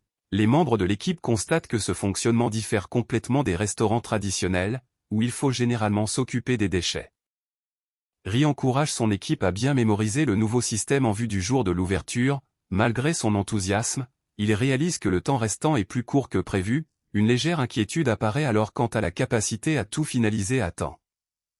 Le groupe découvre qu'un nouveau restaurant vient d'ouvrir en ville. Enthousiaste, notre héros propose d'y aller pour le déjeuner. l'équipe se prépare alors à accueillir les clients pour l'inauguration de Solon Burger. Les clients commencent à faire la queue devant le comptoir, tandis que l'équipe accueille chaleureusement les premiers visiteurs. L'une des serveuses prend les commandes avec enthousiasme, prête à satisfaire les clients dès l'ouverture. L'ambiance est à la fois professionnelle et conviviale, promettant une belle réussite pour Solon Burger. Le calme s'installe enfin dans le restaurant, le début de journée se déroule sans accroc, l'équipe, motivée et soudée, montre que l'entraînement a porté ses fruits. Notre héros sert avec le sourire un plateau de hamburgers, prêt à continuer sur cette belle lancée. Notre héros sert un plateau avec un sourire, invitant le client à profiter du repas. Ce dernier, un peu mal à l'aise, le remercie timidement. Un autre client s'inquiète pour une jeune femme, tandis que notre protagoniste admet avec un sourire gêné qu'ils ont encore besoin de s'entraîner un peu plus. Les clientes savourent avec enthousiasme le burger végétarien, le trouvant léger et délicieux. Notre héros apprend avec joie que sa création rencontre un franc succès. Fier de son travail, il explique avoir longuement réfléchi pour concevoir ce hamburger sans viande, en lequel il a toute confiance. Notre héros explique avoir ciblé une clientèle soucieuse de sa santé en remplaçant la viande par des œufs salés, rendant le burger à la fois léger et nourrissant. Il justifie aussi son choix en soulignant que les hamburgers ne se vendaient pas bien le matin, et pense que cette version est idéale pour le petit déjeuner. Son camarade acquiesce, trouvant que ce plat ressemble à un sandwich pratique à emporter. Sarah confirme avec enthousiasme que le burger plaît particulièrement aux femmes, soulignant qu'il est léger et qu'on peut en manger plusieurs facilement. Elle dévore les sandwichs avec appétit, tandis que ses camarades, impressionnés par la montagne de paquets vides, lui demandent combien de portions elle a déjà avalées. Gênée, elle s'excuse timidement. Notre héroïne remarque avec surprise la charrette tirée par un cheval, appartenant à la famille Fostria, qui s'arrête devant leur boutique. Intriguée, elle se demande pourquoi ils ont choisi cet emplacement. Un pas ferme retentit alors, marquant l'arrivée de quelqu'un. Un homme élégant entre et demande si Rio est là, ce qui surprend vivement nos héros. L'un d'eux s'exclame, inquiet, tandis qu'une camarade appelle Rio en panique, sentant que quelque chose d'important se prépare. Lors Serido salue chaleureusement Rio et le félicite pour l'ouverture, tandis que son accompagnateur se présente comme Modon. Malgré son apparence, Lord Serido explique qu'il est déguisé et demande de garder le secret. Pendant ce temps, nos héros restent perplexes face à cette familiarité inattendue, tandis que Rio tente de prendre la commande du seigneur, visiblement mal à l'aise. Le seigneur, intrigué par le système du restaurant, commande un menu burger. Une serveuse enthousiaste promet de préparer la commande immédiatement. Pendant ce temps, Rio invite le seigneur à s'asseoir, mais il commence à paniquer en apportant le plateau. Le seigneur observe attentivement le burger, remarquant que son apparence ne diffère pas beaucoup de ce qu'il a déjà goûté. Avec un sourire confiant, il décide de le goûter immédiatement. À la première bouchée, une surprise éclaire son visage, révélant une impression bien plus positive que prévu. Le seigneur loue la viande de bœuf, soulignant sa qualité exceptionnelle et sa différence avec le porc. Il demande en secret la provenance des ingrédients, mais la réponse reste un mystère commercial. Pendant ce temps, la jeune cuisinière réalise avec émotion que c'est elle qui a préparé les frites que le seigneur déguste. Le seigneur complimente la jeune cuisinière pour ses frites, lui demandant si c'est elle qui les a préparées. Émue et honorée, elle promet de continuer à faire de son mieux pour lui offrir toujours des frites délicieuses. Leur échange sincère illumine la pièce d'une ambiance chaleureuse. Le seigneur, ravi, promet d'inviter tout le monde à un banquet prochainement, exprimant son envie de revenir goûter ces plats délicieux. Le groupe, surpris mais heureux, le remercie chaleureusement. L'ambiance devient joyeuse et animée, tandis que certains peinent à gérer la pression de ces compliments inattendus. Ri s'effondre soudainement, son esprit vacillant alors qu'il perd peu à peu conscience. Une jeune fille, visiblement inquiète, s'approche en criant son nom, cherchant à savoir s'il va bien. La situation devient critique, et l'incompréhension domine. Ri reprend lentement conscience, surpris de se retrouver éveillé. La jeune fille, soulagée, lui explique qu'il s'est effondré en livrant des marchandises. Un médecin confirme qu'il se trouve dans l'infirmerie du palais.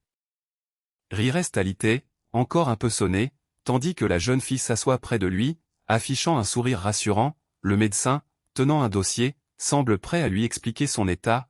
L'atmosphère est calme, marquant un moment de répit après l'incident.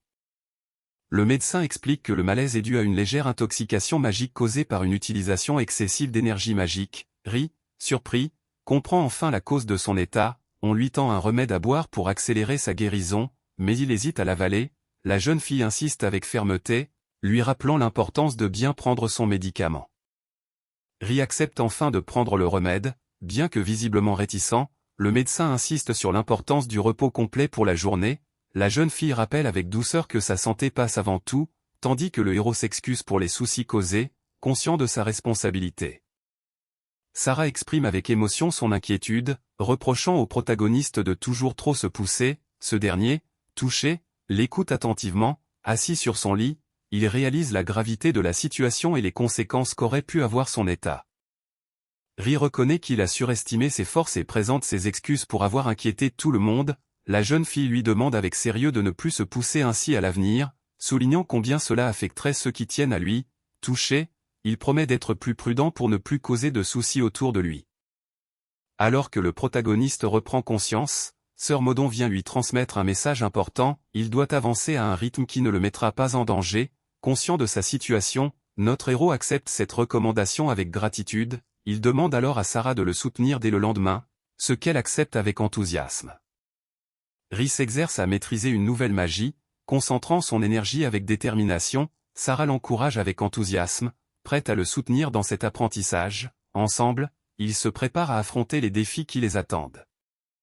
5 jours plus tard, le travail acharné du protagoniste porte enfin ses fruits, aux côtés de Sarah, il contemple le résultat de ses efforts avec un soulagement évident, leur persévérance semble sur le point de débloquer une nouvelle étape cruciale.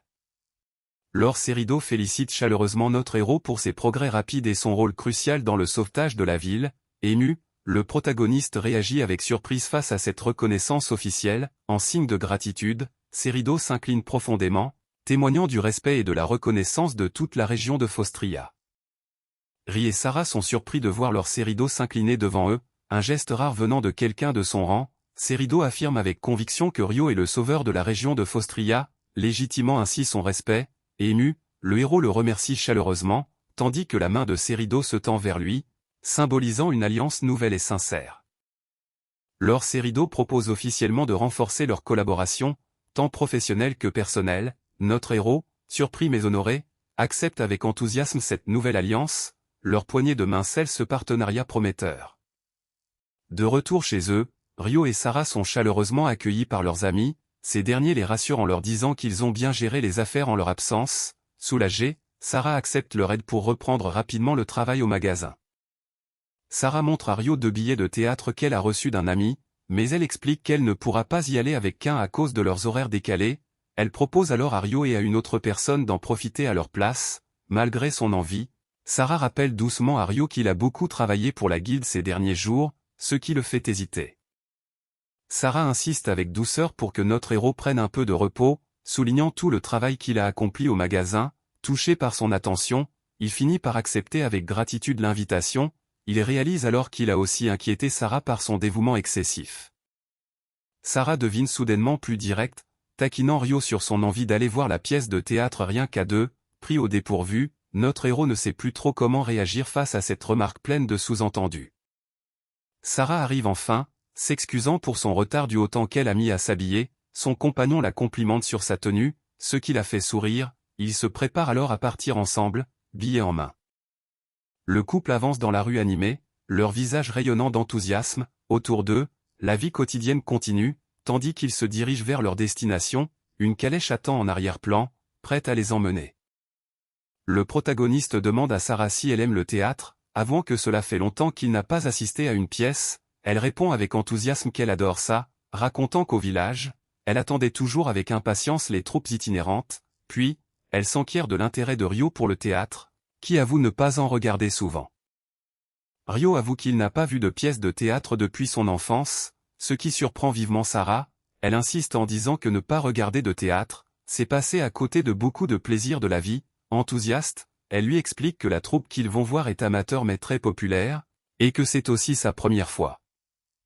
Le protagoniste réalise à quel point la troupe est populaire, ce qui l'enthousiasme. En arrivant devant le théâtre, il constate que de nombreuses personnes sont déjà présentes. Surpris par la proximité du lieu, Sarah, impatiente, presse le pas pour ne pas perdre les meilleures places, tandis que Rio tente de la suivre.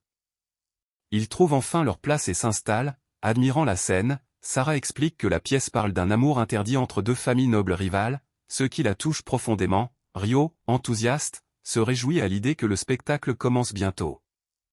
Sur scène, une actrice pleure en évoquant la cruauté du destin, captivant le public avec son émotion, le protagoniste, attentif, réfléchit à la notion de destin, tandis que la scène illustre une rencontre marquante qui a changé le cours de sa vie, il se demande ce qu'aurait été son existence sans cette rencontre décisive. La scène dramatique atteint son apogée, Leonardo, déchiré, avoue qu'il ne peut trahir son nom familial et qu'il doit renoncer à revoir celle qu'il aime, la jeune femme, bouleversée, l'interroge avec désespoir, dans le public, notre héros songe que le destin pourrait bien exister. Sarah interpelle Rio, surpris de le voir distrait alors que la scène atteint son moment le plus intense, ce dernier s'excuse rapidement, gêné, tandis qu'il remarque que Sarah tient son bras, ce qui la surprend elle-même, le malaise s'installe entre eux, chacun cherchant à comprendre ce geste inattendu. Le rideau tombe sur une scène bouleversante, laissant le public sous le choc, une jeune femme éclate en sanglots, criant le nom de Leonardo avec désespoir, dans l'assistance, Rio, surpris et ému, réalise à quel point cette fin est cruelle et inattendue. Sarah, tout excitée, propose de discuter de leurs impressions après la représentation, Rio, un peu embarrassé, suggère d'abord d'aller manger quelque chose avant de rentrer, soudain, une surprise les attend, un sac de burgers Solomon apparaît, suscitant leur curiosité. Le protagoniste confie à Sarah que des moments comme celui-ci lui rappellent pourquoi il est heureux d'avoir ouvert sa boutique, il avoue qu'il se sent enfin comme un véritable habitant de Solon, et que c'est grâce à elle qu'il en est arrivé là. Sarah, surprise, lui demande ce qui lui prend soudainement, tandis qu'il explique que cette réflexion lui est venue en regardant la pièce plus tôt, comme si ce n'était pas une simple coïncidence. Sarah affirme avec conviction qu'elle restera toujours aux côtés de Rio, peu importe les circonstances. Touché, le protagoniste la regarde avec un sourire sincère, ensemble, ils décident de commencer leur discussion sur la pièce en profitant d'un moment convivial. Ri arrive enfin avec les hamburgers, s'excusant pour le retard, une camarade lui rappelle que la pause déjeuner approche, et ils décident ensemble de profiter de ce moment pour se reposer. Sarah savoure son hamburger avec enthousiasme, affirmant qu'ils sont toujours délicieux, peu importe combien de fois on en mange. Ri s'inquiète un peu, trouvant qu'elle en mange peut-être trop, une autre camarade confie, un peu jalouse, qu'elle ne prend jamais de poids malgré tout ce qu'elle mange, tandis qu'elle-même remarque que sa tenue devient de plus en plus serrée. Sarah et une camarade découvrent avec surprise le concept de glucides, ne comprenant pas vraiment ce que c'est. Ri tente d'expliquer que réduire les aliments comme le blé et les pommes de terre aide à perdre du poids, leur regard curieux trahit leur incompréhension face à ces notions alimentaires. Soudain, Lord Serido fait une entrée remarquée, annonçant qu'il est venu déguster des frites fraîches après une longue absence. La surprise est palpable chez le protagoniste et ses camarades, qui le reconnaissent immédiatement. Ri confirme son identité à Lord Serido, qui réagit avec assurance en affirmant clairement être bien lui. Cependant, un homme plus âgé, visiblement préoccupé, intervient en s'adressant au protagoniste, se demandant comment gérer cette situation inattendue. La surprise est totale lorsque Lord Serido réalise que même Monsieur Mordon est impliqué. Ri s'exclame, surpris par la prise de poids soudaine liée à la consommation excessive de frites et de hamburgers. Lord Serido minimise en expliquant qu'il n'en mangeait que comme en cas ou petite gourmandise avant de dormir. Un autre personnage ajoute que Monsieur Mordon a commencé à acheter ses aliments tous les jours récemment, incapable de résister à voir Lord Serido se régaler. Ri et un homme plus âgé discutent sérieusement de l'impact que la prise de poids pourrait avoir sur les responsabilités de Lord Serido. Malgré la gravité de la situation, le héros promet de faire de son mieux, ce qui réjouit son interlocuteur. Une autre personne intervient pour demander une exception concernant les pommes de terre, mais le protagoniste décide de réduire leur consommation pour l'instant. La situation est enfin résumée, et malgré la gravité, une complicité légère s'installe entre les protagonistes. L'un d'eux avoue ne pas être surpris par l'ampleur de la prise de poids de Lord Serido. Le héros propose alors de créer des recettes diététiques simples à suivre, suscitant la curiosité quant au plan à venir. Une autre personne révèle même vouloir intégrer un ingrédient particulier dans ses recettes. Ri présente le tofu, ingrédient qu'il a récemment appris à préparer. Il explique qu'il existe de nombreuses façons de cuisiner le tofu et propose de réaliser un plat qu'il consommait souvent auparavant. En montrant les gestes, il détaille la préparation, couper les légumes obtenus grâce à sa compétence, puis les faire bouillir avec des assaisonnements. Ri annonce que la partie la plus intéressante commence et invite à bien observer. Il montre comment, en ajoutant de la farine dissoute dans de l'eau, la préparation se transforme en une sauce épaisse. Il termine en versant cette sauce onctueuse sur le tofu. Le plat de tofu nappé de sa sauce épaisse est enfin prêt, présenté avec soin et entouré de légumes. Ri invite alors Lord Serido à goûter sa préparation, ce dernier accepte avec une certaine appréhension, prêt à découvrir cette nouvelle saveur. Lord Serido goûte le tofu nappé de la sauce épaisse et exprime son enthousiasme, trouvant le plat à la fois léger et savoureux. Une autre convive souligne combien ce plat est délicieux, sain, et promet un succès commercial certain. Ri, fier, confie même avoir perdu du poids grâce à la consommation régulière de tofu. Lord Serido remercie le protagoniste, confiant que grâce à lui, il pourra supporter de se passer de pommes de terre. Soudain, un messager arrive avec un rapport urgent de la guilde des marchands, qui le remet à Lord Serido. Ce dernier découvre le contenu du document avec une expression choquée. Lord Serido s'adresse à Ryo avec sérieux, lui confiant une mission urgente que seule la compagnie Sato peut accomplir. Il lui demande de sauver un village en lui fournissant une aide alimentaire, ce qui surprend notre héros. Le nom du village en détresse est Mémé, ce qui surprend vivement le protagoniste. La jeune fille révèle que sa sœur aînée y habite, ajoutant une dimension personnelle à cette mission. Un homme confesse ne pas être au courant de cette situation, précisant que le village est situé non loin de là. Un dragon de pluie s'est installé près du village, menaçant son équilibre. Sa présence mystérieuse semble être la cause des difficultés rencontrées par Mémé. Le jeune homme annonce avec gravité que le dragon de la pluie s'est installé près du village de Mémé. Cette nouvelle surprend vivement notre héroïne et son compagnon, qui peinent à y croire. Une menace inattendue plane désormais sur la région. L'inquiétude grandit alors que notre héroïne demande des nouvelles des villageois et de sa sœur. Lord Serido la rassure, tous sont sains et saufs, ce qui soulage profondément la jeune fille, mais le mystère autour du dragon de la pluie reste entier, éveillant la curiosité et la méfiance du protagoniste. On apprend que le dragon de la pluie fait partie d'une espèce dotée d'un immense pouvoir magique, et qu'il est l'un des plus redoutables. Là où il s'installe, la pluie ne cesse jamais, provoquant des inondations dévastatrices qui ont détruit les terres agricoles du village. Cette révélation accentue la gravité de la menace pesant sur la région. Ri explique qu'il va mettre en place un système de soutien, mais cela prendra du temps. En attendant, il demande de l'aide pour sécuriser des réserves alimentaires d'urgence, une tâche que personne d'autre ne veut accepter. Il révèle que ces missions sont risquées et peu rentables, ce qui explique le refus des autres compagnies. Ri explique que la distance est grande et que la présence du dragon de la pluie rend la sécurisation des routes de transport extrêmement coûteuse. Malgré les risques, il affirme que la compagnie commerciale Sarto est capable de relever ce défi. Un jeune homme, déterminé, demande à être envoyé en mission. Ri met en garde sur le danger réel que représente le dragon de la pluie et le risque pour la vie de celui qui acceptera la mission. Malgré cela, le jeune homme, déterminé, affirme avec confiance qu'il peut accomplir cette tâche, surtout pour le bien de Sarah. Le supérieur reconnaît la confiance incroyable du jeune homme face à cette mission hors du commun. Il lui promet tout son soutien pour mener à bien cette tâche. Ensemble, ils scellent leur accord par une poignée de main déterminée. Ri annonce qu'il partira avec Sarah pour un certain temps, ce qui surprend ses camarades. L'un d'eux s'inquiète de savoir qui gérera la boutique en leur absence. Il propose alors de confier temporairement la gestion à Anna, ce qui la laisse complètement étonnée. Ri souligne les compétences d'Anna, précisant qu'elle veille toujours sur tout le monde et que Sarah lui fait entièrement confiance pour gérer les comptes. Ses camarades promettent de la soutenir dans cette nouvelle responsabilité. De son côté, Anna affiche un enthousiasme débordant, prête à éliminer toute menace qui pourrait surgir.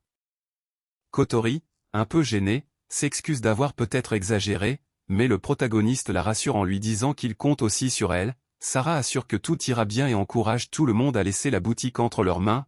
Le héros les remercie chaleureusement avant de prendre la route, confiant dans le soutien de ses amis. Ri et son ami terminent enfin leurs achats, entourés de nombreuses caisses remplies d'objets indispensables. Ils passent en revue les provisions, ustensiles de cuisine, vêtements, herbes médicinales et matériel de camping. Malgré la quantité impressionnante, le héros assure qu'ils pourront tout transporter sans problème. Ri utilise sa magie de stockage pour ranger toutes leurs provisions dans un espace réduit. Étonné, il constate que tout a parfaitement pu tenir à l'intérieur. Il avoue même ne plus connaître les limites de son pouvoir.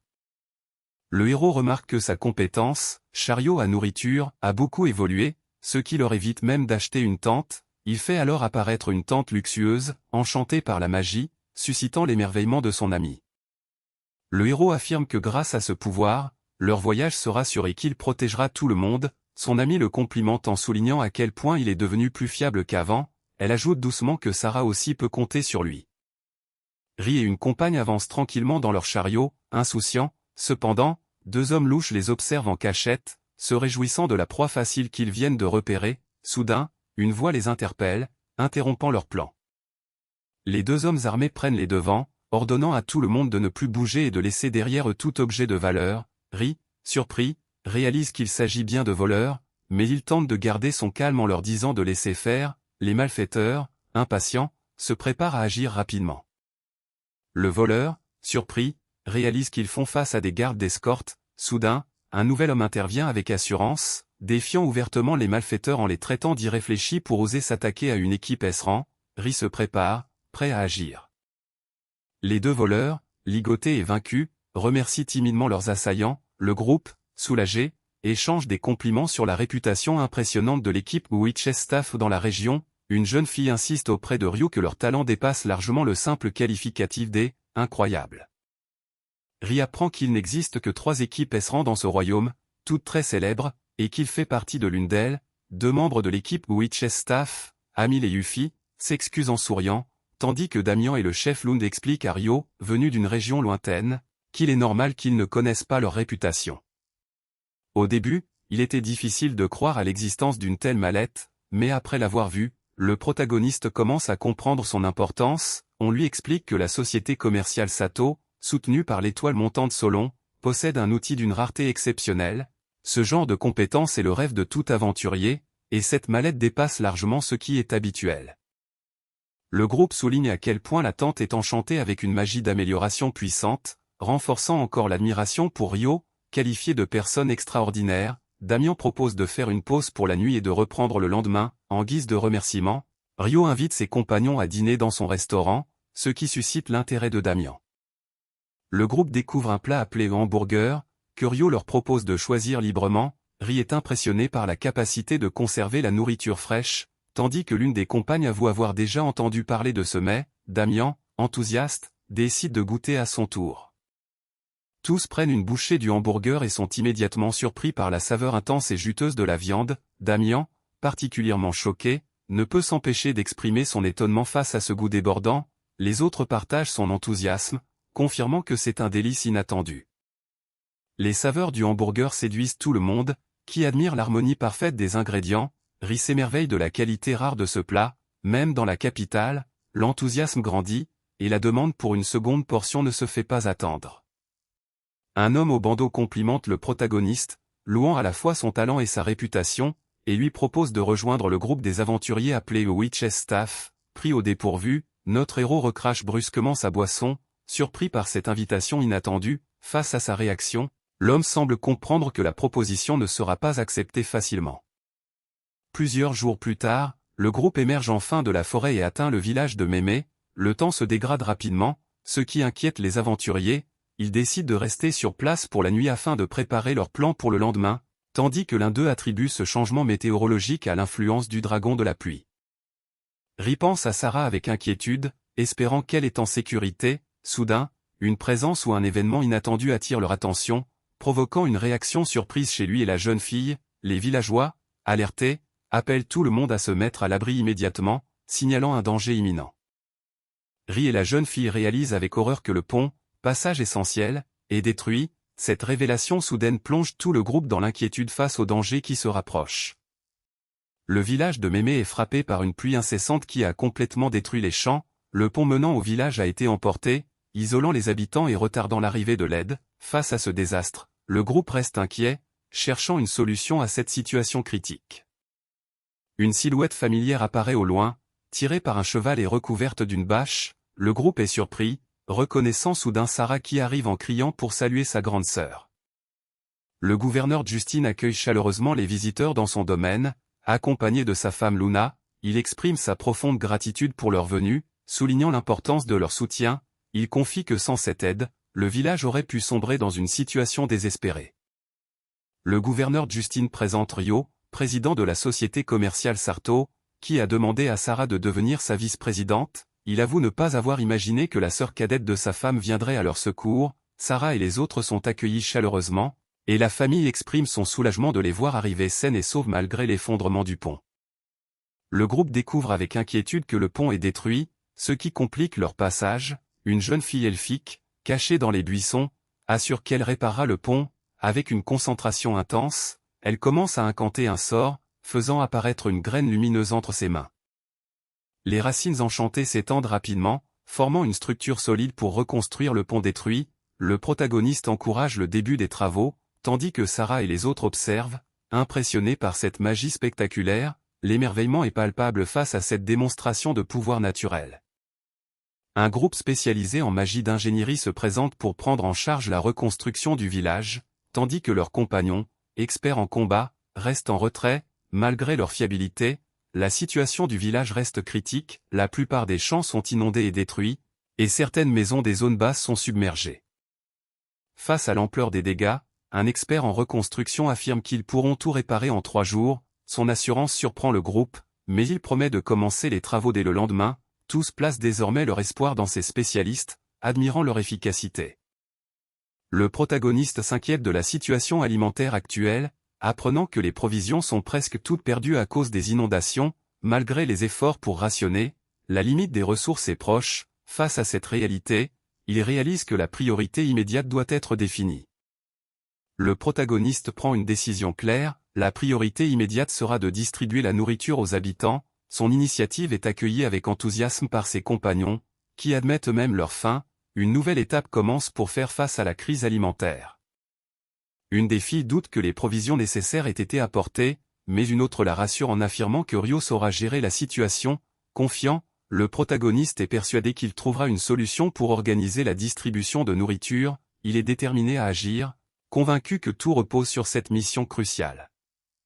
Le protagoniste organise la distribution de soupe, insistant pour que les gens fassent la queue de manière ordonnée. Les habitants goûtent la soupe avec émerveillement, la trouvant délicieuse et réconfortante. Il révèle alors que cette soupe de porc a été préparée par la société Sato Trading, apportant un peu de chaleur et d'espoir à tous. Ri présente fièrement une soupe de porc préparée spécialement par la boutique de Sar. 2 dégustateurs savourent ce plat, surpris par l'harmonie parfaite entre le miso, les épices et la viande, ressentant une étrange sensation de réconfort dès la première bouchée. Le plat rencontre un franc succès, suscitant gratitude et enthousiasme. Plusieurs convives demandent une seconde portion. Touché par la générosité et la saveur du repas, notre héros invite tout le monde à patienter et à se servir calmement, car il y en a assez pour tous. L'animation et la bonne humeur sont revenus parmi les villageois, ravis par le repas de Ryo qui a conquis leur cœur et leurs estomacs. Un homme remercie chaleureusement notre héros, soulignant que grâce à lui, leur énergie est revenue et qu'ils vont pouvoir reconstruire le village ensemble. Pendant ce temps, une petite fille réclame encore plus de soupe avec enthousiasme. Notre héros se réjouit que le repas de secours ait plu aux villageois. En chemin, il demande à Amil s'il peut vraiment l'aider, et elle répond qu'ils feront équipe en tant que groupe de ravitaillement. Malgré leur formation initiale de combattants, soudain, il remarque une foule intrigante non loin de là.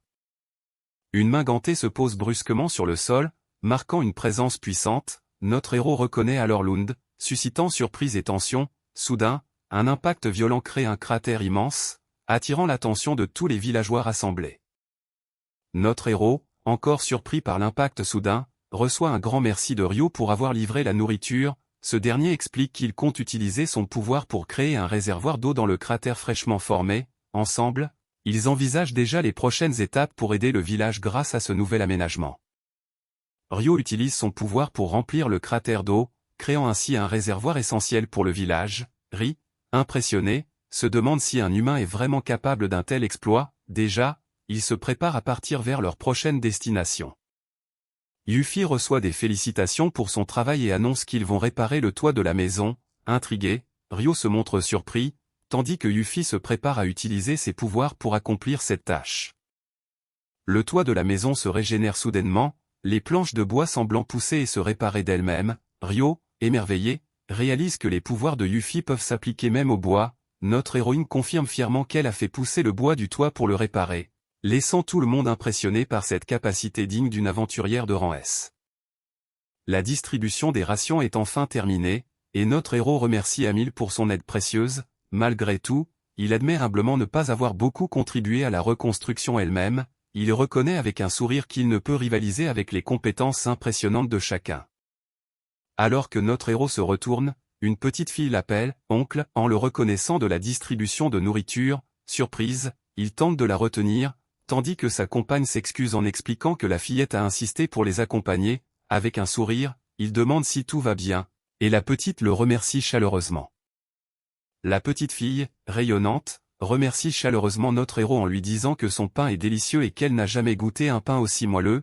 Les autres villageois expriment aussi leur gratitude, affirmant n'avoir jamais mangé une nourriture aussi savoureuse. Notre héros, surpris, réalise l'impact positif de son aide. Notre héros promet de cuisiner à nouveau ce soir, ce qui remplit de joie la petite fille. Sa compagne le félicite chaleureusement pour ses efforts. 3 jours plus tard, déterminé, il se rappelle qu'il doit faire tout ce qu'il peut pour aider. Le village a été largement réparé et des mesures ont été prises pour se protéger des inondations, assurant une sécurité temporaire. Reconnaissant, les habitants remercient chaleureusement notre héros et son équipe. Déterminés, ils se préparent maintenant à partir en forêt pour enquêter sur le dragon de la pluie. Le groupe confie la garde du village à Ryo avant de partir en expédition. Ce dernier accepte avec confiance cette responsabilité. Leur compagnon explique que, d'après les conditions météorologiques, la présence du dragon près du village est peu probable, mais ils resteront vigilants et reviendront immédiatement s'ils trouvent des indices.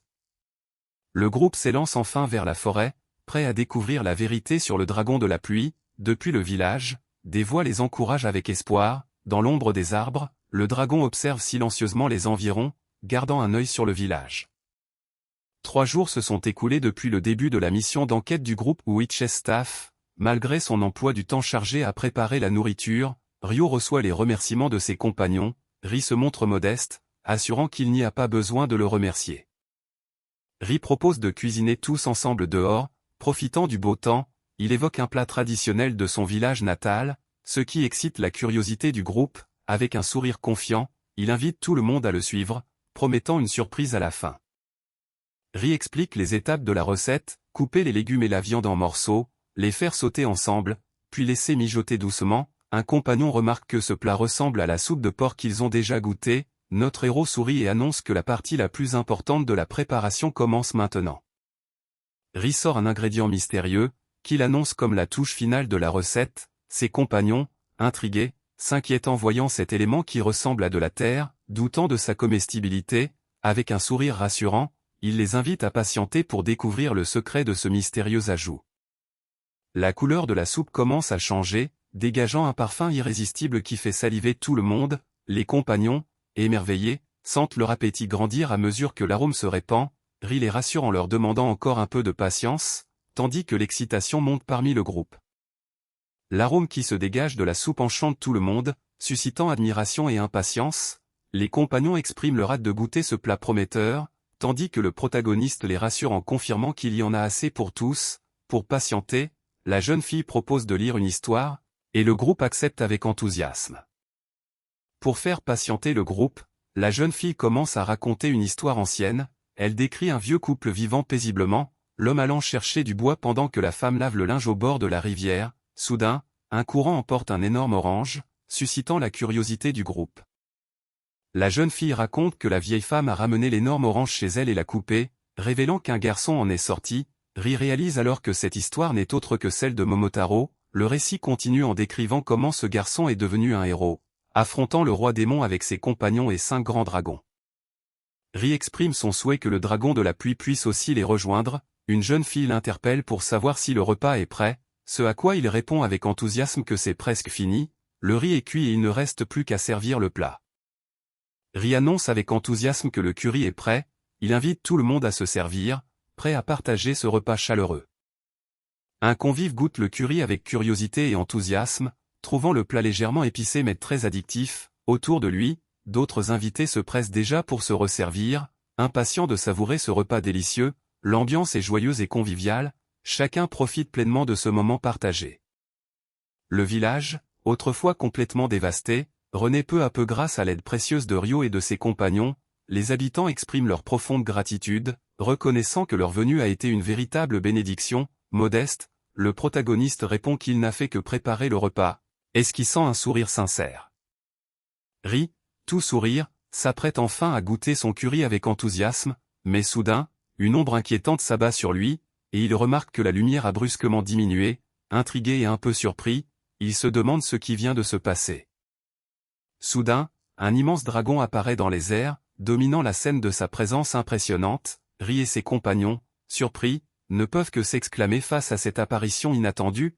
l'atmosphère paisible est instantanément bouleversée par cette menace venue du ciel. Ri, tenant encore son assiette de curry, est interpellé avec autorité par une présence imposante, un regard perçant l'observe, exigeant qu'il se manifeste immédiatement. Ri, tenant une assiette de nourriture, est surpris lorsqu'un dragon lui demande s'il est l'auteur de ce plat, le dragon l'invite alors à le rejoindre immédiatement, suscitant curiosité et tension. Ri s'interroge sur l'apparition soudaine du dragon, craignant d'avoir provoqué sa colère, malgré ses doutes, il sait qu'il n'a pas d'autre choix que de le suivre immédiatement, le dragon se tient devant lui, prêt à partir. Le dragon demande au protagoniste de lui montrer clairement ce qu'il tient dans sa main, hésitant, notre héros lève l'assiette pour lui présenter le plat, le dragon s'approche alors et commence à goûter la nourriture, intrigué. Le dragon goûte le plat avec enthousiasme et s'exclame que c'est vraiment délicieux, Ri, soulagé, demande si c'est bien du curry que le dragon désirait, qui lui répond avec empressement de lui en donner davantage. Ri avoue qu'il reste un peu de curry, mais doute que cela suffise, le dragon, intrigué, décide alors de se rétrécir pour mieux s'adapter à la quantité disponible, surpris, notre héros réagit vivement à cette transformation inattendue. Le dragon se transforme soudainement en une jeune fille, fière de montrer sa nouvelle taille réduite, cette métamorphose surprend vivement le protagoniste et ses compagnons. La jeune fille, avec un regard déterminé et un sourire éclatant, ordonne vivement au protagoniste de se dépêcher et de lui apporter davantage de curry, son enthousiasme est contagieux, montrant à quel point elle tient à ce plat. La jeune fille savoure avec enthousiasme le curry, son sourire éclatant témoignant de son plaisir, elle dévore le plat avec appétit, affirmant qu'elle pourrait en manger sans faim, malgré tout, les bols s'empilent, preuve qu'elle a finalement atteint sa limite.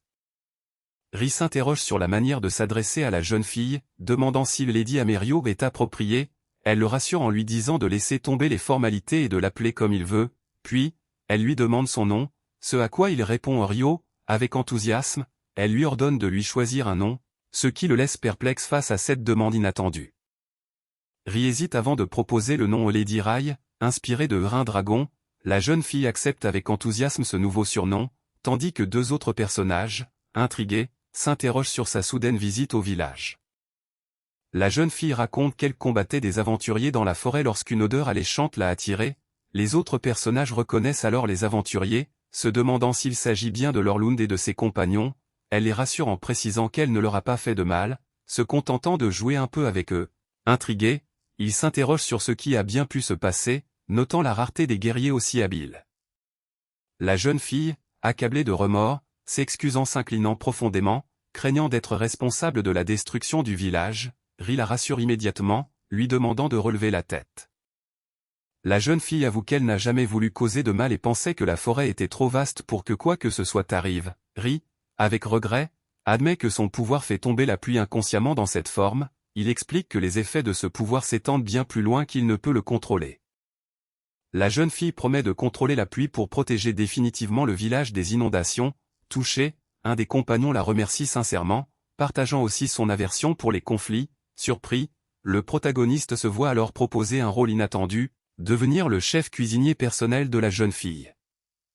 Surpris, le protagoniste découvre qu'on lui propose de devenir chef cuisinier. Enthousiaste, la jeune fille exprime son envie de manger beaucoup de curry à partir de maintenant, elle ajoute qu'elle paiera bien sur ses repas, ce qui rassure notre héros malgré son étonnement.